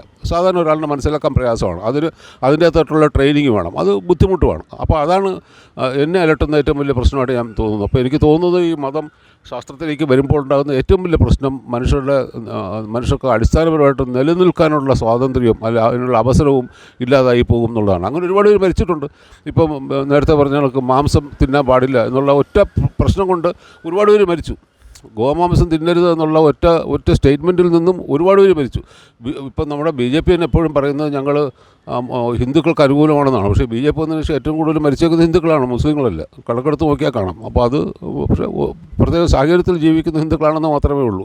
അപ്പോൾ നമ്മൾ കണക്കിൽ അങ്ങനെ കാണുന്നുണ്ടോ ഇല്ലോ എന്നുള്ളതല്ല, പക്ഷേ ഇതൊരു പ്രശ്നമാണ്. ഈ പ്രശ്നത്തിനാണ് നമ്മൾ അപ്പുറം പോകേണ്ടത്. അതാണ് എനിക്ക് പറയാനുള്ളത്. എൻ്റെ പേര് മാത്യു ലൂക്കോസ്. അബാക് മീഡിയ ഇത് വളരെ വ്യാപകമായിട്ട് ഇപ്പോൾ പ്രചരിപ്പിക്കുന്നുണ്ട്. ഗണപതിക്കൊപ്പം കൈലാസത്തിൽ ദോശയും സാമ്പാറും കഴിച്ച കുട്ടിയെ അവിടെ എത്തിച്ചത് ഞാനാണ്. തസ്മൈ ഗുരുജി എന്ന് പറയുന്ന ഒരാളുടെ ഒരു ഗുരുജിയായിട്ടുള്ള ഇൻ്റർവ്യൂ ആണ്. ഈ കുട്ടി കൈലാസത്തിൽ പോയെന്നും ഗണപതിയോടൊപ്പം ദോശയും സാമ്പാറും കഴിച്ചെന്നും പിന്നെ വേറൊന്നും കൈലാസത്തിൽ പോയി ഗണപതിക്കൊപ്പം ഫുട്ബോൾ കളിച്ചെന്നൊക്കെ പറയുന്ന ഈ കുട്ടിയുടെ ഇൻ്റർവ്യൂ, അത് ഈ കുട്ടിയുടെ വീട്ടുകാരും ഒക്കെ ഉറപ്പമുള്ള ഇൻ്റർവ്യൂ ആണ്. നിങ്ങൾ കണ്ടിട്ടുണ്ടാകും. അബാക് മീഡിയ എന്ന് പറയുന്ന ചാനലിൽ ഇപ്പോൾ വളരെ വ്യാപകമായിട്ട് ചർച്ച ചെയ്യുന്നതാണ്. ഈ കുട്ടിക്കുണ്ടായ ഒരു ഹാലൂസിനേഷനോ എന്തോ ആവട്ടെ, പക്ഷേ വിദ്യാഭ്യാസമുള്ള ഇവരുടെ വീട്ടുകാർ ആണ് ഇത് ഇപ്പോൾ പ്രചരിപ്പിച്ചുകൊണ്ടിരിക്കുന്നത്. ഇതിനൊരു സ്വാമിജി വലിയ തോതിൽ പബ്ലിസിറ്റി കൊടുക്കുകയാണ്. ഒരു പ്രത്യേക രീതിയിലുള്ള മെഡിറ്റേഷൻ്റെ ഒരു ഘട്ടത്തിൽ ഈ കുട്ടി പെട്ടെന്ന് കൈലാസത്തിലേക്ക് പോകുന്നു. ഈ കുട്ടിയെ കൈലാസത്തിൽ എത്തിച്ചെന്നും കൈലാസത്തിൽ ചെന്ന് ഗണപതിയോടൊപ്പം ഫുട്ബോൾ കളിച്ചെന്നും അതിനുശേഷം ഗണപതിയോടൊപ്പം ദോശയും സാമ്പാറും കഴിച്ചെന്നൊക്കെയാണ് ഇപ്പോൾ പ്രചരിപ്പിക്കുന്നത്. അപ്പോൾ ഈ ഗണപതി മിത്താണോ അത് ബോഡി ട്രാൻസ്പ്ലാന്റ് എന്താണ് അവയവ മാറ്റമാണെന്നൊക്കെ പ്രചരിപ്പിക്കുന്ന ഒരു കാലഘട്ടം. നമ്മളിപ്പോൾ അതൊന്നും വേണ്ട. ഈ 2 ദിവസം മുമ്പല്ലേ ഈ തിരുവനന്തപുരത്ത് ഇത്രയും വലിയ പൊങ്കാല നടന്ന്. ഈ പൊങ്കാല ഇപ്പോൾ എത്ര കിലോമീറ്റർ വരെ അവിടെ നിന്ന് ആറ്റുകാലിൽ നിന്ന് എത്ര ദൂരം വരെ പോകുന്നുണ്ട്? 14 കിലോമീറ്റർ അകലെ വരെ പോയി പൊങ്കാല ഇടുന്നുണ്ട്. 14 കിലോമീറ്റർ ആണെങ്കിൽ 140 കിലോമീറ്റർ വരെ പോകാൻ പാടില്ലേ? ഈ ദേവിയുടെ ചൈതന്യത്തിന് എത്ര കിലോമീറ്റർ എത്ര മീറ്റർ അങ്ങനെ വല്ല കണക്കുണ്ടോ? ആറ്റുകാലിൽ നിന്ന് 14 കിലോമീറ്റർ അകലെ പൊങ്കാല ഇടാമെങ്കിൽ 140 കിലോമീറ്റർ അകലെ പൊങ്കാല ഇടാൻ പാടില്ലേ? ഇത് ഈ ക്ഷേത്രവളപ്പിനുള്ളിൽ ഒതുങ്ങേണ്ടതല്ല. ഈ തെരുവുകളൊക്കെ കയ്യേറി ഈ തെരുവിൽ മുഴുവൻ അടുപ്പ് കൂട്ടി ഇവിടെ മുഴുവൻ പുകച്ച് നാറ്റിച്ച ഈ അത്ര വലിയ അന്തരീക്ഷ മലിനീകരണം ഉണ്ടാക്കുന്ന ഇതിനെതിരെയാണ് ഈ തിരുവനന്തപുരത്ത് ഏറ്റവും അധികം പ്രതികരിക്കേണ്ടത്. ഈ പൊങ്കാല ഇടേണ്ടവർ ഇട്ടോട്ടെ, അവരാ ക്ഷേത്ര വളപ്പിനുള്ളിൽ ആ പരിപാടി ഇട്ടോട്ടെ, അവർ എത്ര ദിവസം വേണമെങ്കിലും ഇട്ടോട്ടെ. ഞാനൊക്കെ കുട്ടനാട്ടിൽ വേണ്ടി വർക്ക് ചെയ്ത ആളാണ്. അന്ന് ചക്കുളത്തുകാവ് എന്ന് പറയുന്ന സ്ഥലത്ത് പൊങ്കാലുണ്ട്. ഇപ്പോൾ ഇത് കഴിഞ്ഞാൽ പിന്നെ സ്ത്രീകളുടെ ശബരിമല എന്നാണ് പറയുന്നത് ചക്കുളത്തുകാവ്. അന്ന് അവിടെ ഒരു 500 പേര് പോലും വരാറില്ലായിരുന്ന സ്ഥലമാണ്. ഇപ്പോൾ അതിൻ്റെ നീളം ഇങ്ങനെ കൂടി. ശുപാർശ നിങ്ങൾക്ക് വേണമെങ്കിൽ സ്റ്റേഡിയം ബുക്ക് ഇത് ചെയ്താൽ ഇതൊക്കെ ഉള്ളതാണ്. പക്ഷെ നടപ്പിലാക്കാൻ വലിയ പാടാണ്. ഈ മതം തിന്ന് ജീവിക്കുന്ന സമൂഹത്തിൽ നടപ്പിലാക്കാൻ പാടാണെന്നാണ് നമ്മൾ തോന്നിയിട്ടുള്ളത്. ഇതൊക്കെ നിയമം മറ്റേ സുപ്രീം കോടതി വിധിയാണ് കേട്ടോ. അത് നടപ്പിലാക്കുന്നില്ല യഥാർത്ഥം. അതെ, അത് അങ്ങനെ ഒരു സാധനം. പക്ഷെ നേരെ മറിച്ച് ഇപ്പം ഞാൻ കുട്ടികൾക്കെതിരെയുള്ള അത് ക്രൂരതകൾ സ്കൂളുകളിലൊക്കെ ഒരു അധ്യാപകൻ കുട്ടിയെ നുള്ളിയ കേസാവും. ഇവിടെ ഈ ആചാരത്തിൻ്റെ പേരിൽ ഈ ശൂലം കുത്തി ഇറക്കുകയാണ് ചെയ്യുന്നതിലല്ലേ, അത് പ്രശ്നമില്ല. അങ്ങനെ അതാണ് ആചാരത്തിൻ്റെ പേരിൽ വിഷയമില്ലാത്ത കേസുണ്ട്. ബഹുമാന്യരെ, മതത്തിൽ അധിഷ്ഠിതമായി രൂപം കൊണ്ട ഒരു സമൂഹമാണ് ഇന്ത്യയുടേത്. മറ്റ് പലയിടങ്ങളിലും അതുണ്ട്. അതിന് നെഹ്റുവിയൻ കാലഘട്ടത്തിൽ പോലും അത് അതിജീവിക്കാനായിട്ട് ആർക്കും കഴിഞ്ഞിട്ടില്ല. എന്നെപ്പോലെ തന്നെ നിങ്ങൾക്കും അറിയാവുന്നൊരു കാര്യമാണ്, രാവിലെ സ്കൂളിൽ പോയി കഴിഞ്ഞാൽ ആദ്യം തുടങ്ങുന്നത് പ്രാർത്ഥനയില്ല. ദൈവമേ കൈതൊഴാം കേൾക്കുമാറാകണം. അതൊക്കെയാണ് ഞാൻ 1ാം സ്റ്റാൻഡേർഡിൽ പോകുമ്പം കേട്ടത്. അപ്പോൾ ഇത് രൂഢമൂലമായിരിക്കുന്ന ഒരു സമൂഹത്തിലാണ് രാഷ്ട്രീയവും സാമൂഹ്യവും സാമ്പത്തികവും ശാസ്ത്രവും എല്ലാം സൈമൾട്ടേനിയസായിട്ട് പ്രവർത്തിക്കേണ്ടത്. ചക്കയ്ക്കൊത്ത കൂട എന്ന് പറഞ്ഞതുപോലെ മതത്തിൽ അധിഷ്ഠിതമായി കൊച്ചു കുട്ടികളെപ്പോലും സ്കൂളിങ്ങിൻ്റെ ഭാഗമായിട്ട് ദൈവചിന്തയിലും മതചിന്തയിലും വളർത്തിക്കൊണ്ടുവരുന്ന സമൂഹത്തിൻ്റെ ഉത്തരവാദിത്വം ആരാണ് ഏറ്റെടുക്കേണ്ടത്? ആരുടെ തലയിൽ കെട്ടിവെക്കും?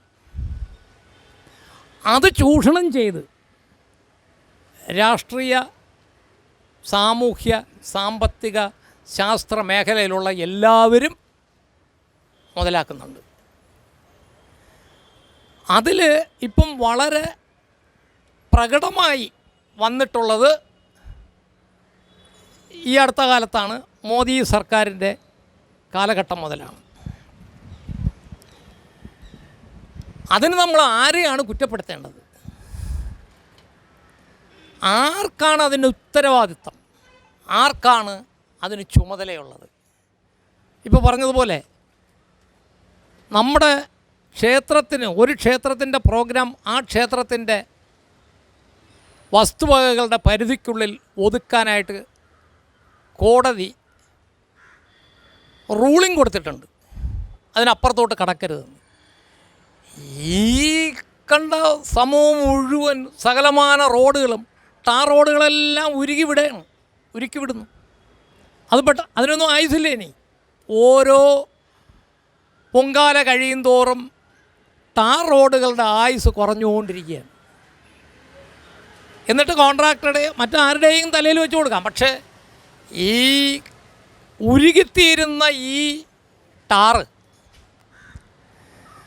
ബോധപൂർവമായിട്ടുള്ള ഒരു നശീകരണ പ്രവർത്തനം നടത്തിയിട്ട് പോലും അതിനെതിരെ പ്രവർത്തിക്കാനായിട്ടോ അതിൻ്റെ അടുത്ത് സംസാരിക്കാനോ നമുക്ക് പറ്റാത്തൊരവസ്ഥയിലാണ്. ചന്ദ്രനിൽ മനുഷ്യൻ കാല് കുത്തിയോ ഇല്ലയോ എന്ന് കൂലങ്കഷമായി ചർച്ച ചെയ്തുകൊണ്ടിരിക്കുന്ന ഒരു കാലഘട്ടത്തിലാണ് ഇത് നടന്നുകൊണ്ടിരിക്കുന്നത്. 1969 ഒരിക്കലും സാങ്കേതികവിദ്യ മൂണിലും മനുഷ്യന് ഒരു ജീവനുള്ള ജന്തുവിനെ ഇറക്കാൻ പര്യാപ്തമല്ല. അങ്ങനെയുള്ള ഒരു കണ്ടുപിടുത്തം നമുക്ക് കിട്ടിയിട്ടില്ല. സാങ്കേതികവിദ്യ ലഭ്യമായിട്ടേ ഇല്ല. 72 വരെ നമ്മളിതാ ഇവിടെ നിന്ന് കിഴക്കേക്കോട്ട പോകുന്ന അതേ രീതിയിലായിരുന്നു പൊയ്ക്കൊണ്ടിരുന്നത്. 69 മുതൽ ചുമ്മാ പോക്കാണ്. 72-ന് ശേഷം പിന്നെ അത് നിർത്തി. സാങ്കേതികവിദ്യ ഉണ്ടായിരുന്നെങ്കിൽ അത് തുടരൂലേ? വാൻ ആലൻ റേഡിയേഷൻ ബെൽറ്റ് എങ്ങനെ കടന്നുപോയി? ജീവനുള്ള ഒരു ജന്തു എങ്ങനെ അപ്പുറത്തേക്ക് പോയി? അത് പോയിട്ട് അതുപോലെ തിരിച്ചും വന്നു. ഈ റേഡിയേഷൻ ബെൽറ്റിൽ ജീവനുള്ള ഒരു വസ്തുവകകളും നിലനിൽക്കില്ല. അതിനെപ്പറ്റി പോലും നമ്മൾ ചർച്ച ചെയ്തുകൊണ്ടിരിക്കുന്ന കാലഘട്ടത്തിലാണ് ഇപ്പോൾ പറഞ്ഞിരിക്കുന്ന സകലമാന ചാണക സംഘ സംവിധാനങ്ങൾ നിലകൊള്ളുന്നത്. അവിടെയാണ് ഇത് നിലനിർത്തിയിരിക്കുന്നത്, വിശാലമാക്കിക്കൊണ്ടിരിക്കുകയാണ്. ശാസ്ത്രജ്ഞർ മുഴുവൻ ആ മേഖലയിൽ പണം കിട്ടുക, പ്രോജക്റ്റിന് പണം കിട്ടും എന്നുള്ള ഒറ്റ ഉദ്ദേശത്തോടു കൂടി അവനവൻ്റെ ശാസ്ത്ര വിധിപ്രകാരമുള്ള സത്യങ്ങളെ തമസ്കരിക്കുകയാണ്. അതുപോലെ അതിനെ ശരിയായ ദിശയിൽ കൊണ്ടുവരേണ്ട നീതിന്യായ അത്യുന്നത നീതിപീഠങ്ങൾ ഉൾപ്പെടെ അതിൻ്റെ വലയിലാണ്. അവിടെയാണ് ഞാൻ ആദ്യം പറഞ്ഞ കൊച്ചുകുട്ടികളെപ്പോലും അവരുടെ മനസ്സിൽ ഇൻസ്റ്റിൽ ചെയ്യിപ്പിക്കുന്ന, തുള്ളി തുള്ളിയായി കൊടുക്കുന്ന ദൈവചിന്തയും മതചിന്തയും. ആ മതചിന്തകൾ കൊടുക്കുന്ന വിദ്യാലയങ്ങൾ, വിദ്യാലയത്തിൻ്റെ നടത്തിപ്പുകാർ, അത് സർക്കാരായിക്കോട്ടെ, മാനേജ്മെൻ്റ് ആയിക്കോട്ടെ, ഇൻഡിവിജ്വൽ മാനേജ്മെൻ്റ് ആയിക്കോട്ടെ, കോർപ്പറേറ്റ് മാനേജ്മെൻ്റ് ആയിക്കോട്ടെ, ആരും ആയിക്കോട്ടെ, അവർ അതിലേക്ക് കൊണ്ടുവന്ന് കൊടുക്കുന്ന, കുട്ടികളെ കൊണ്ടുവന്ന് ഏൽപ്പിച്ചു കൊടുക്കുന്ന മാതാപിതാക്കൾ, ഇവരെല്ലാവരും ഒരുപോലെ യോജിച്ച് നിന്ന് പ്രവർത്തിപ്പിച്ച് ഈ ദൈവ ചിന്തകളിൽ കരിപ്പിടിപ്പിച്ച പേഴ്സണാലിറ്റികളാണ് എമർജ് ചെയ്തു വരുന്നത്.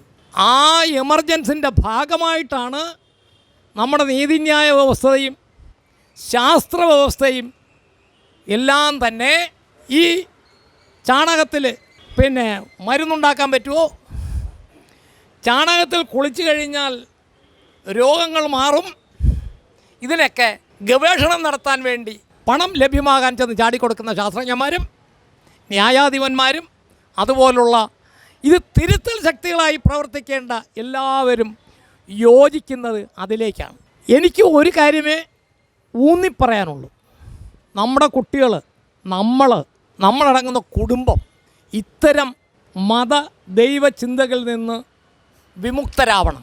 അത് പ്രചരിപ്പിക്കണം.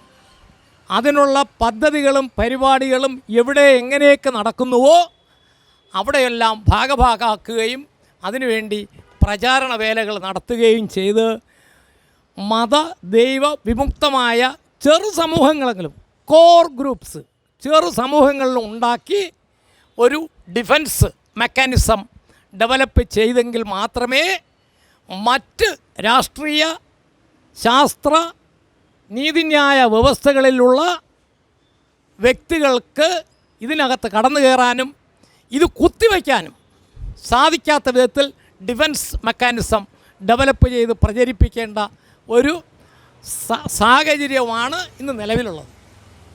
അതിലേക്ക് ആഹ്വാനം ചെയ്തുകൊണ്ട് ഞാൻ എൻ്റെ വാക്കുകൾ ചുരുക്കുന്നു. ഇവിടെ പലരും എക്സ്പെർട്ടായ ആൾക്കാർ സംസാരിച്ചെന്ന് തോന്നുന്നു. എനിക്ക് ശാസ്ത്രത്തെ പറ്റി വലിയ അറിയോ കാര്യങ്ങളോ, പക്ഷേ സയൻറ്റിഫിക് ടെമ്പർ എനിക്കുണ്ട് എന്നാണ് എൻ്റെ ഒരു വിശ്വാസം.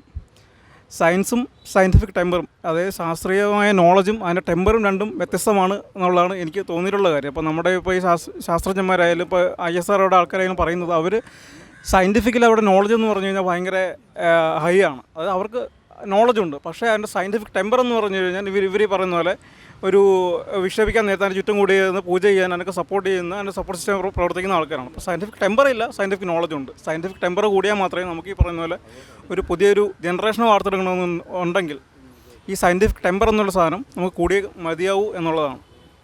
ഇപ്പോൾ എൻ്റെ അനിയത്തി ഒരു സ്ഥലത്ത് വർക്ക് ചെയ്യുന്ന ആർട്ട് ടീച്ചറായിട്ട് വർക്ക് ചെയ്യുന്നുണ്ട്. ഈ കഴിഞ്ഞ ആഴ്ച നടന്ന സംഭവമാണ്. അപ്പോൾ അവിടെ നിന്ന് ഒരു 15ഓളം ടീച്ചേഴ്സ് ഈ ആറ്റുകാൽ പൊങ്കാല കാണാൻ വേണ്ടിയിട്ട് ഇവിടെ വന്നിരുന്നു. അവിടെ തന്നെ വേറൊരു സംഭവം ഉണ്ടായത്, ഒരു സയൻസിൻ്റെ ഒരു കാര്യം, പരിണാമത്തെ പറ്റി സംഭവം പഠിപ്പിച്ചുകൊണ്ടിരിക്കുകയാണ്. ഒരു ടീച്ചർ പറയുന്നത് എങ്കിലും ഇങ്ങനെയൊക്കെ ആണെങ്കിലും ദൈവം സൃഷ്ടിച്ചതാണ് കേട്ടോ എന്ന് കുട്ടികൾ ഇൻഡയറക്റ്റായിട്ട് പറയുന്ന രീതിയിലുള്ളൊരു സംസാരം അവിടെ ഉണ്ടായിട്ടുണ്ട്. അപ്പോൾ ഇതെവിടെ തുടങ്ങുന്നു എന്നുള്ളതാണ്. നമ്മളീ പറയുന്ന ഇപ്പോൾ മാതാപിതാക്കളായാലും ടീച്ചേഴ്സായാലും അത് ഇൻസ്റ്റിറ്റ്യൂഷണലൈസ് ചെയ്തിരിക്കുകയാണ് മതം എന്ന് പറഞ്ഞ സാധനം. നമ്മൾ ഈ പറയുന്ന ശാസ്ത്രം പഠിപ്പിക്കേണ്ട ടീച്ചേഴ്സ് ഉൾപ്പെടെയുള്ളവർ ഇവർ ഉൾപ്പെടെ കൊച്ചു കുട്ടികളെ പഠിപ്പിച്ച് വിടുന്നതെന്ന് വെച്ച് കഴിഞ്ഞാൽ ദൈവമുണ്ട്. നേരത്തെ സാറ് പറഞ്ഞ പോലെ തന്നെ ദൈവമേ കൈതൊടം കാക്കുമാറാകണം എന്നൊക്കെ പാടിയും ഇതുപോലെ സ്കൂളുകൾ പഠിപ്പിച്ചുമാണ് ഇത് വിടുന്നത്. അപ്പോൾ ഇവർക്ക് ഈ സയൻറ്റിഫിക് ടെമ്പർ എന്ന സാധനം ഒരിക്കലും ഉണ്ടാവാൻ പോകുന്നില്ല. അതാണ് ഇതിൻ്റെ ഒരു ബേസായിട്ട് എനിക്ക് തോന്നിയിട്ടുള്ളൊരു കാര്യം. അതായത് ഇപ്പോൾ ഇവർ ഈ വരുമ്പോഴത്തേക്കും ഈ ചന്ദ്രനിലിറങ്ങുന്ന കേസ് പറഞ്ഞു. ചന്ദ്രനിൽ മനുഷ്യൻ ഇറങ്ങിയിട്ടുണ്ടോ ഇല്ലെന്ന് ഇത്രയും ലോജിക്ക് വെച്ചിട്ട് അവർക്ക് സംസാരിക്കണം അവർക്ക്. അതായത് അന്ന് ഇത്ര ടെക്നോളജി വളർന്നിട്ടില്ല, അന്ന് എങ്ങനെ പോകും. പക്ഷേ എന്താ സംഭവം എന്ന് വെച്ച് കഴിഞ്ഞാൽ ഇപ്പോൾ ബുറാക്കിൽ കയറി പോയി ചന്ദ്രനെ വലിച്ചു കയറണമെങ്കിലോ ശബരിമലയിൽ പോയ ഐശ്വര്യത്തിൻ്റെ ബൾബ് വീട്ടിൽ കത്തുമെന്ന് വിശ്വസിക്കുമ്പോൾ ഇത്ര ഈ ലോജിക്കിൻ്റെ 100-1 ഉപയോഗിച്ചാൽ മതി. അത് ഇവർ ഉപയോഗിക്കത്തില്ല. അത് ഉപയോഗിക്കാത്തതിൻ്റെ കാരണം എന്ന് വെച്ച് കഴിഞ്ഞാൽ ചെറുപ്പം മുതൽ തന്നെ മാതാപിതാക്കളായാലും ടീച്ചേഴ്സായാലും അവരിൽ കൊടുക്കുന്ന സാധനം എന്താണ്, ഈ മതം ഇട്ട് കൊടുക്കണം. അപ്പോൾ ചിന്തിക്കാനുള്ള ശേഷി ആ സ്ഥാനത്തിൽ ആ ഒരു മേഖലയിലേക്ക് മാത്രം ഡയറക്റ്റ് തിങ്ങുന്നു. നമുക്ക് ചിന്തിക്കാനുള്ള ധൈര്യം കൊടുക്കാതിരിക്കുക എന്നുള്ളതാണ്. അതാണ് ചെയ്തുകൊണ്ടിരിക്കുന്നത്. അപ്പോൾ അതിനെതിരെ ഈ പറയുന്ന പോലെ കുട്ടികൾ, ഞാൻ കഴിഞ്ഞ പ്രാവശ്യം ഒന്നുകൂടെ പറഞ്ഞു, കുട്ടികളിലേക്ക് നമുക്ക് എത്രത്തോളം ഈ കാര്യങ്ങൾ എത്തിക്കാൻ കഴിയും. അതായത് അവർ വളർന്നു വരുന്ന ഒരു അഡോളസൻ്റ് ഏജിൽ, ഒരു 12-14 വയസ്സ് വരെ അവരിലേക്ക് എത്തുന്ന സാധനങ്ങൾ പിന്നീട് അത് മാറ്റാൻ ഭയങ്കര പാടാണ്. അപ്പോൾ അത് മാറ്റുന്നതിലേക്ക് വേണ്ടിയിട്ട് ഈ പുസ്തകങ്ങളിലൂടെ ആയാലും ഈ പറയുന്ന കൊച്ചുകുട്ടികൾക്ക് വേണ്ടിയിട്ടുള്ള ഇതിലൂടെ ആയാലും ചർച്ചകൾ അതിലേക്ക് വ്യാപിപ്പിക്കണം എന്നുള്ളതാണ്. നമ്മളിപ്പോൾ ഒരു എന്താണ് 30 ഇപ്പോൾ ഇവിടെ ഇരിക്കുന്നതിൽ ഒരു 95% ആൾക്കാരും 50 അല്ലെങ്കിൽ 40 അല്ലെങ്കിൽ എബോട്ടുള്ള ആൾക്കാരെ ഇരിക്കുന്നത്. ഇത് എത്തേണ്ട സ്ഥലം എന്ന് പറഞ്ഞാൽ ഇതിനർത്ഥമല്ല 15 വയസ്സിൽ താഴെയുള്ള കുട്ടികളിലേക്കാണ് ഈ സാധനം എത്തേണ്ടത്. അവരിൽ എത്തിയാൽ മാത്രമേ ഈ സയൻറ്റിഫിക് ടെമ്പർ എന്നുള്ള സാധനം അവരിലേക്ക് വരത്തുള്ളൂ. അത് വന്നു കഴിഞ്ഞാൽ മാത്രമേ അവർ ചിന്തിക്കുള്ളൂ എന്തുകൊണ്ട് ഈ സാധനം എന്തുകൊണ്ട്. പണ്ട് നമ്മൾ യൂറേക്കൊക്കെ വായിച്ചിട്ടുണ്ട്, എന്തുകൊണ്ടെന്നുള്ള സാധനങ്ങൾ നമ്മൾ വായിച്ചിട്ടുണ്ട്. ഞാൻ പണ്ട് വീട്ടിലെ അച്ഛൻ നിരീശ്വരവാദിയാണ്, അമ്മ ഏകദേശം നിരീശ്വരവാദി. അപ്പോൾ ആ ഒരു ചുറ്റോളം വളർന്നുകൊണ്ട് മാത്രമാണ് എനിക്കിപ്പോൾ സയൻറ്റിഫിക് ടെമ്പർ ഉണ്ടായതും ഞാൻ ഇങ്ങനെ സംസാരിക്കാൻ കഴിഞ്ഞു. പക്ഷേ എൻ്റെ ഒപ്പം വളർന്ന ആൾക്കാരെല്ലാം നേരെ ഓപ്പോസിറ്റായി ചിന്തിക്കുന്ന 95% ആൾക്കാർ നേരെ ഓപ്പോസിറ്റ് ചിന്തിക്കുന്നവരാണ്. അപ്പോൾ അത് മാറാൻ വേണ്ടിയിട്ടുള്ള കാര്യങ്ങൾ എന്തെങ്കിലും ചെയ്യാൻ കഴിയുന്ന കാര്യങ്ങളിലേക്ക് വേണ്ടി നമുക്ക് ചെയ്യാം എന്നാണ് എനിക്ക് പറയാനുള്ളത്. എല്ലാവരും ചർച്ചയിൽ പങ്കെടുത്താൽ നന്നായിരിക്കും. പങ്കെടുത്ത് ഈ പറഞ്ഞ കുട്ടികളിലേക്ക് ഈ വിദ്യാഭ്യാസം അല്ലെങ്കിൽ ശാസ്ത്രബോധം, സയൻറ്റിഫിക് ടെമ്പർ എത്തുക എന്നുള്ളത് നമ്മൾ നോക്കിയപ്പോഴേ ഈ പാഠപുസ്തകത്തിലൊക്കെ സാധനങ്ങളുണ്ട്. പക്ഷെ പാഠപുസ്തകം കൈകാര്യം ചെയ്യുന്ന അധ്യാപകർ ഈ ആ പാഠപുസ്തകത്തിലെ വരികളിൽ മാത്രമേ നിൽക്കുന്നുള്ളൂ എന്നാണ് അതിൽ ഒരു പ്രധാനപ്പെട്ട വിഷയമാണ്. ഇപ്പോൾ ഫോർ എക്സാമ്പിൾ നന്ദകുമാർ സാറൊക്കെ ഇരിക്കുമ്പോൾ തന്നെ പറയുകയാണ്, ഇപ്പം ഈ ഹോമിയോ, ആയുർവേദം തുടങ്ങിയ സാധനങ്ങൾ നമ്മൾ ഗൂഗിളെടുത്ത് ഒന്ന് സെർച്ച് ചെയ്താൽ അറിയാം. അത് ഫ്യൂഡോ സയൻസ്, വിക്കിപീഡിയയിലൊക്കെ ഫ്യൂഡോ സയൻസ് തന്നെ പറഞ്ഞിട്ടുണ്ട്. പക്ഷേ ഗവൺമെൻറ് ആയുഷിൻ്റെ ഇതിൽ തന്നെ എല്ലാ പഞ്ചായത്തിലും ആയുർവേദ ആശുപത്രിയുണ്ട്, ഹോമിയോ ആശുപത്രിയുണ്ട്. അവിടെ ഡോക്ടർമാർ നല്ല ശമ്പളമാണ്. അപ്പോൾ ഇഷ്ടംപോലെ കോടിക്കണക്കിന് രൂപ അങ്ങോട്ട് ഒഴുകുന്നുണ്ട്. അപ്പം നമ്മൾ ഈ സ്കൂളിലെ അധ്യാപിക, ഇപ്പോൾ ബയോളജി പഠിപ്പിക്കുന്ന അധ്യാപികനെ ഈ മിക്കവാറും ഹോമിയോ ചികിത്സ നടത്തുന്ന ആളായിരിക്കും. അപ്പോൾ ഇതിങ്ങനെയുള്ള കുറേ സാധനങ്ങൾ നമ്മളുണ്ട്. ഈ സയൻറ്റിഫിക് ടെമ്പർ എങ്ങനെയാണ് പാഠപുസ്തകത്തിൽ വരേണ്ടത്? അത് 51AH ഈ ഭരണഘടനാ പ്രകാരം പുസ്തകത്തിൻ്റെ ഫസ്റ്റ് പേജിൽ അടിച്ചു വച്ചിട്ടുണ്ട്. ഇത് സയൻറ്റിഫിക് ടെമ്പർ വളർത്തുവാൻ നിങ്ങളെ കടമയാണെന്നുള്ളത്. ഇത് നമ്മുടെ പാഠപുസ്തകം ഈ പറഞ്ഞ 15 വയസ്സിനായ കുട്ടികളിലേക്ക് ഈ സാധനം എത്തുന്നില്ല എന്നൊരു യാഥാർത്ഥ്യമാണ് കേട്ടോ. നമ്മൾ വിളിച്ചു കൂട്ടുന്ന യോഗത്തിൽ കുട്ടികൾ വരാൻ സാധ്യതയില്ല. കുട്ടികൾ വരാൻ മാത്രമല്ല, നമ്മൾ വരുന്ന ഈ കോളേജ് വിദ്യാർത്ഥികൾ നമ്മൾ സമീപിച്ചിട്ടുണ്ട്. കോളേജ് വിദ്യാർത്ഥികളെന്ന് വെച്ചാൽ ഇങ്ങനെ ഒന്ന് ഇരിക്കാനൊന്നും താല്പര്യമില്ല. 1 മണിക്കൂർ ഒന്ന് ഇരുന്ന് പ്രസംഗം കേൾക്കാനോ ഇരിക്കാനോ ഒന്നും താല്പര്യം. യൂട്യൂബ് ചിലപ്പം അവർ കേൾക്കുന്നുണ്ട്, കാണുന്നുണ്ട്. അപ്പോൾ അങ്ങനെ ഇതുണ്ട്. അപ്പോൾ നമ്മൾ പരമാവധി യൂട്യൂബിലൊക്കെ ഗുണം ചെയ്യുന്നുണ്ട്, ഒരു പരിധി യൂട്യൂബ് ഗുണം ചെയ്യുന്നുണ്ട്. ഈ കുട്ടികളിൽ ഈ സാധനം എത്തിക്കുക എന്നുള്ളത് അധ്യാപകരുടെ കടമയാണെന്ന് അധ്യാപകർക്ക് ആ രീതിയിൽ വരുന്നില്ല. ഈ ക്ലസ്റ്റർ മീറ്റിങ്ങൊക്കെ ഞാൻ ശ്രദ്ധിച്ചിട്ടുണ്ട്. ക്ലസ്റ്റർ മീറ്റിംഗ് എന്ന് വെച്ചാൽ പാഠപുസ്തകത്തിൽ നിന്ന് 1% പോലും അപ്പുറത്ത് പോകില്ല. എവല്യൂഷൻ പോലും പഠിപ്പിക്കുന്നത്, വാസ്തവം പറഞ്ഞാൽ എവല്യൂഷൻ പഠിപ്പിക്കുന്നതിന് ഇതുണ്ടാണ്. ഇന്നും കുരങ്ങിൽ നിന്നാണ് മനുഷ്യൻ ഉണ്ടായെന്ന് കരുതുന്ന നല്ലൊരു വിഭാഗം അധ്യാപകരുണ്ട് കേട്ടോ. ഈ അടുത്ത കാലത്ത് സയൻസ് ഫെസ്റ്റിൽ ബന്ധപ്പെട്ട് ഒരാളുമായി എങ്കിൽ അധ്യാപകരുമായി തർക്കത്തിലേർപ്പെട്ട് അവിടെ ചെയ്തു വെച്ചിരിക്കുന്നത് കുരങ്ങിൽ നിന്ന് മനുഷ്യനുണ്ടായെന്നാണ് പറഞ്ഞത്. അയാൾ ഒബ്സർവ് ചെയ്ത രീതി ശരിയായില്ല. അപ്പോൾ ഇങ്ങനെ അധ്യാപകർക്ക് തന്നെ ഈ സയൻറ്റിഫിക്കിൻ്റെ ഈ വശങ്ങൾ പ്രശ്നമാണെന്നാണ് പറഞ്ഞത്. ഈ രാത്രിയും പകലും അത് സൂര്യൻ ഉദിക്കുകയാണെന്നാണ് ഇന്ന് കരുതുന്ന അധ്യാപകരുണ്ടെന്നുള്ളത്. മനസ്സിലായില്ലേ? സൂര്യൻ ഉദിക്കുകയാണെന്നുള്ളതാണ്. അതിപ്പോൾ ഈ സയൻസിൻ്റെ മെത്തഡ് അല്ലെങ്കിൽ സയൻസിൻ്റെ രീതികൾ അവർക്ക് കുട്ടികൾക്ക് പറഞ്ഞു കൊടുക്കുന്നില്ല എന്നാണ് മനസ്സിലാക്കുന്നത്. ആകാശ നിലനിർത്തലായത് നമ്മൾ കാണാൻ പഠിച്ചതുപോലെ സൂര്യൻ കിഴക്കുദിക്കുന്നു പറഞ്ഞാൽ അസ്തമിക്കുന്നു എന്നൊക്കെ പറയുന്ന രീതിയിലേക്ക് സയൻസ് എത്തുന്നുണ്ട്. സ്കൂൾ ക്ലാസ്സുകളിൽ പറയും പോലെ അധ്യാപകർക്കാണ് പങ്ക്. നമ്മൾ വിളിച്ചാൽ 15 വയസ്സിന് താഴെയുള്ള കുട്ടികൾ വരാൻ സാധ്യതയില്ല, നമുക്ക് ഇടവും തരില്ല. നിരീശ്വരവാദികൾക്ക് എന്നും പറഞ്ഞ് തള്ളിക്കളയുന്നൊരു ഭാവമുണ്ട്. നേരെ പറഞ്ഞ് ശാസ്ത്രാർത്ഥ പരിഷത്തിനൊക്കെ ഒരു ചെറിയൊരു ഇടമുണ്ട്. അവർ ഈ വിജ്ഞാനോത്സവം പോലെ കാര്യങ്ങളൊക്കെ ചെയ്ത്, പ്രത്യേകിച്ച് അവരുടെ 2 മാസികയുണ്ട് കുട്ടികൾക്ക് നല്ല യുറീക്കയും ശാസ്ത്രകേരളവും, വളരെ ഗംഭീരമായ ശാസ്ത്രബോധം പ്രചരിപ്പിക്കാനുള്ള മാസികയാണ്. അതൊക്കെ നമ്മൾ പ്രചരിപ്പിക്കേണ്ടതാണ്, നമ്മളൊക്കെ ഈ കുട്ടികൾക്ക് പ്രചരിപ്പിക്കേണ്ട സാധനമാണ്. പക്ഷേ അതും പോരാ, അധ്യാപകരാനൊന്നും വലിയ പ്രൊമോഷൻ കൊടുക്കുന്നില്ല എന്ന്. അധ്യാപകർ മാത്രമേ സ്കൂളുകൾ നടക്കുകയുള്ളൂ. നമുക്കുള്ള ഇടം വളരെ അല്ല, പക്ഷേ ഈ കോളേജ് വിദ്യാർത്ഥികൾ ഒരു പരിധിവരെ ഈ സാധനം കിട്ടുന്നുണ്ട് കേട്ടോ. ഞാൻ ശ്രദ്ധിക്കുകയാണ്, യൂട്യൂബ് വഴിയൊക്കെ അവർക്ക് കുറേ സിറ്റ് കിട്ടുന്നുണ്ട്. അതാ അല്ലല്ല അതെ അതെ അതെ അതാണ് ഈ മറ്റേ അലക്സാണ്ടർ ജേക്കബ് സാറേ. അതായത് ഈ അലക്സാണ്ടർ ജേക്കബിൻ്റെ ആ വിഷയം നമുക്ക് ഒരു കുട്ടി ടോറൽ കണ്ടല്ലോ. അതാണ് അലക്സാണ്ടർ ജേക്കബൊക്കെ വന്ന് അമ്പലങ്ങളിലേക്ക് പ്രസംഗിച്ച് തള്ളുകയാണ് ചെയ്യണത്. ഞാൻ ആദ്യമായിട്ട് ഈ മനുഷ്യനോട് ഒരുപാട് കടപ്പെട്ടിരിക്കുന്നു എന്ന് പറയുകയാണ്. അപ്പോൾ എനിക്കിങ്ങനെ സംസാരിക്കാനോ മറ്റൊന്നുള്ള കഴിവുണ്ടെന്ന് പോലും ഞാൻ വിചാരിച്ചിരുന്ന ആളല്ല. അപ്പോൾ മാഷ് പലപ്പോഴും എന്നെ ഇങ്ങനെ സ്റ്റേജുകളിലൊക്കെ ഉന്തി തള്ളിവിട്ടപ്പോൾ എനിക്ക് അത്യാവശ്യം ഞാനൊരു മൈക്കിനെയൊക്കെ എങ്ങനെ ഫേസ് ചെയ്യാനും മൈക്ക് പിടിക്കാനും ആളുകളെ ഫേസ് വയ്ക്കാനൊക്കെ എനിക്ക് പരിചയമായി. Big thank to you. 1-2 വിയോജനക്കുറിപ്പ് കേൾക്കുന്നുണ്ടോ? 1-2 കേൾക്കാൻ പറ്റുന്നുണ്ടോ? എനിക്ക് ഇവിടെ പറഞ്ഞതിനകത്ത് 1-2 വിയോജനക്കുറിപ്പുകളുണ്ട്. 1-2 വിയോജനക്കുറിപ്പുകളുണ്ട്. ഒന്നെന്ന് വെച്ചാൽ നമ്മൾ കുരങ്ങിൽ നിന്നാണ് മനുഷ്യൻ വന്നതെന്ന് പറയുമ്പോഴത്തേക്ക് നമ്മൾ പൊട്ടിത്തെറിക്കേണ്ട കാര്യമില്ല. It is just terminology.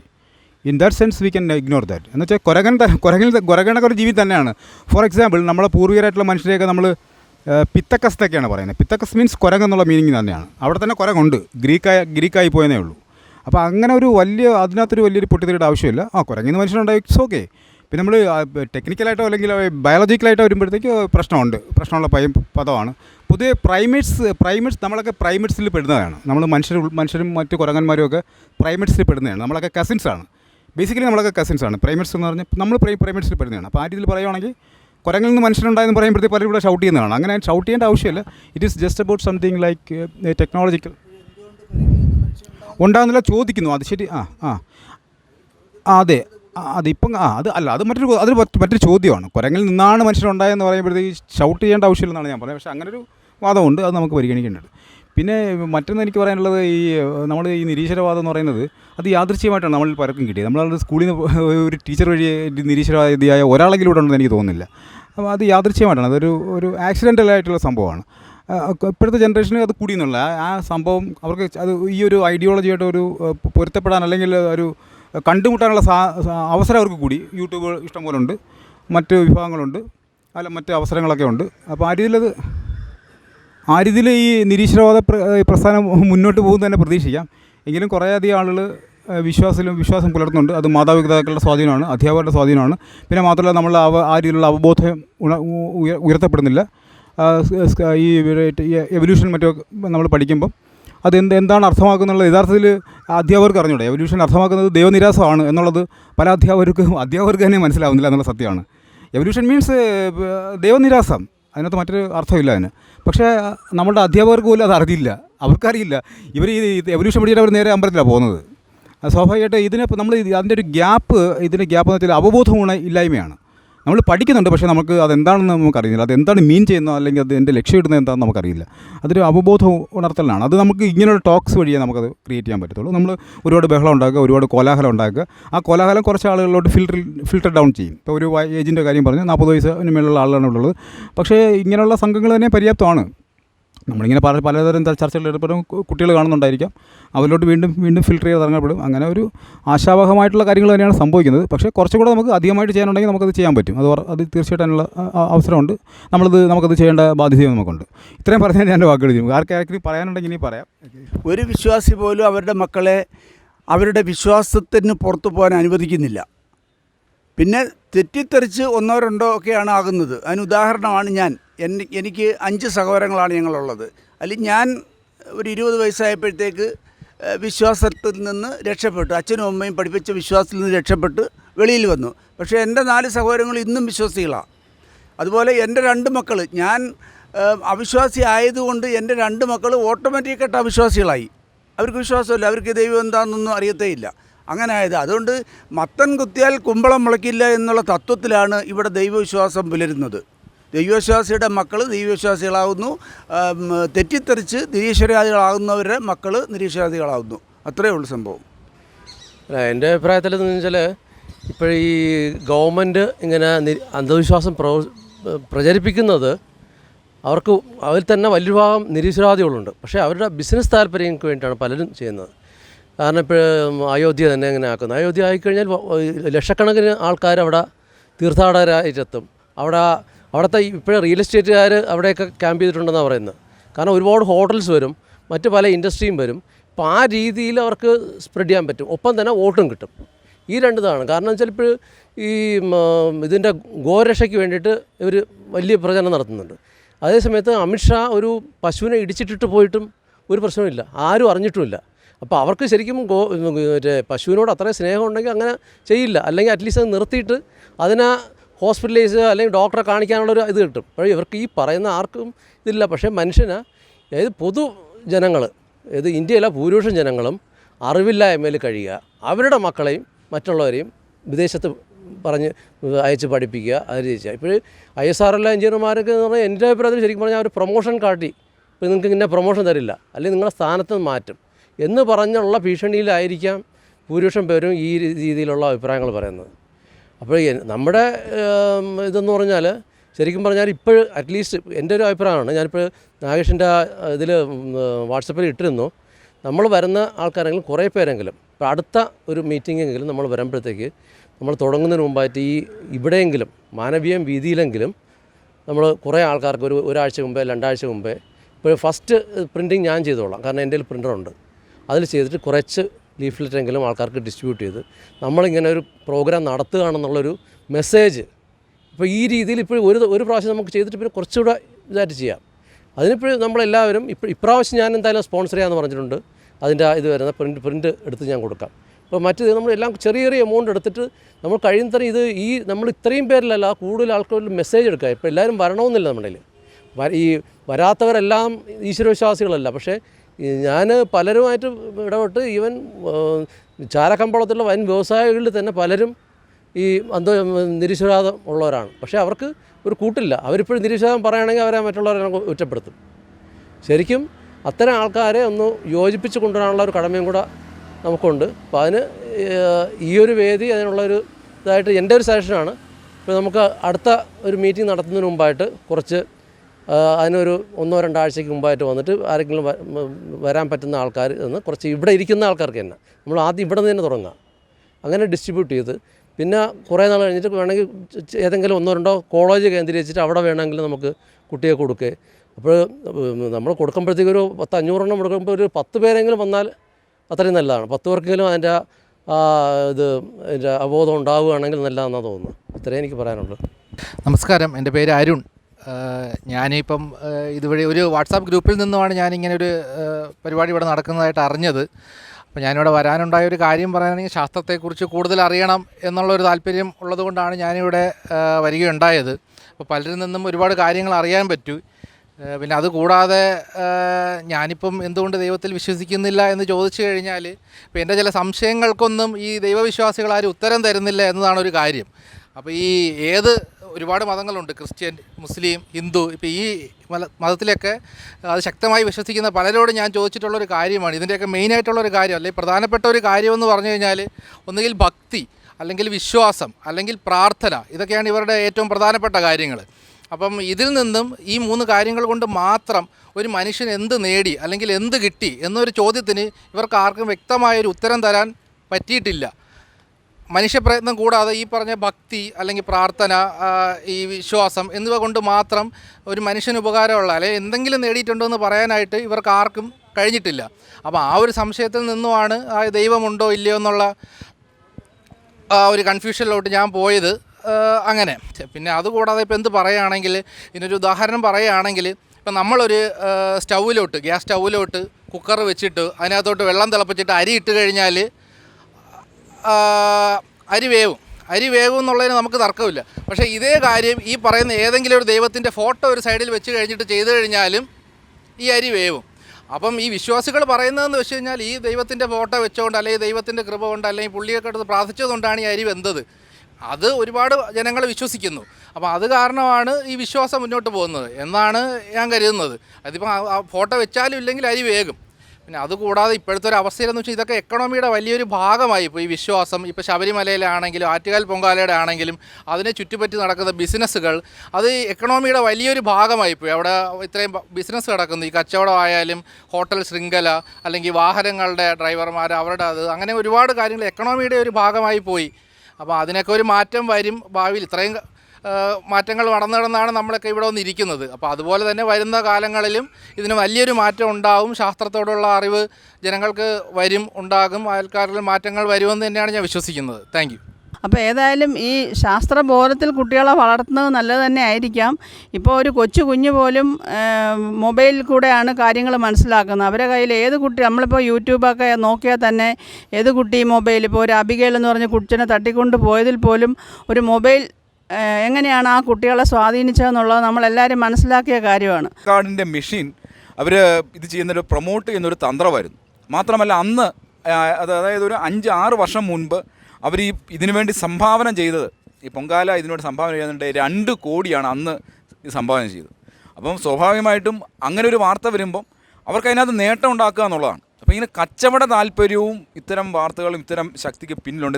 ഇതിനെ ചെയ്യണമെന്നുണ്ടെങ്കിൽ വളരെ ആസൂത്രിതമായി നമ്മൾ വളരെ ആസൂത്രണം ചെയ്തുകൊണ്ട് ശാസ്ത്രം എന്നുള്ളതിനെ ഇത് ചെയ്തുകൊണ്ട് വളരെ ചെറുപ്പതലത്തിൽ തന്നെ കുട്ടികളിൽ തന്നെ ഇതിനെ ഒരു ബോധം വളർത്തിയെടുക്കുവാനായിട്ട് നമുക്ക് സാധിക്കണം എന്ന് മാത്രമാണ് ഇന്നത്തെ പറയാനുള്ളത്.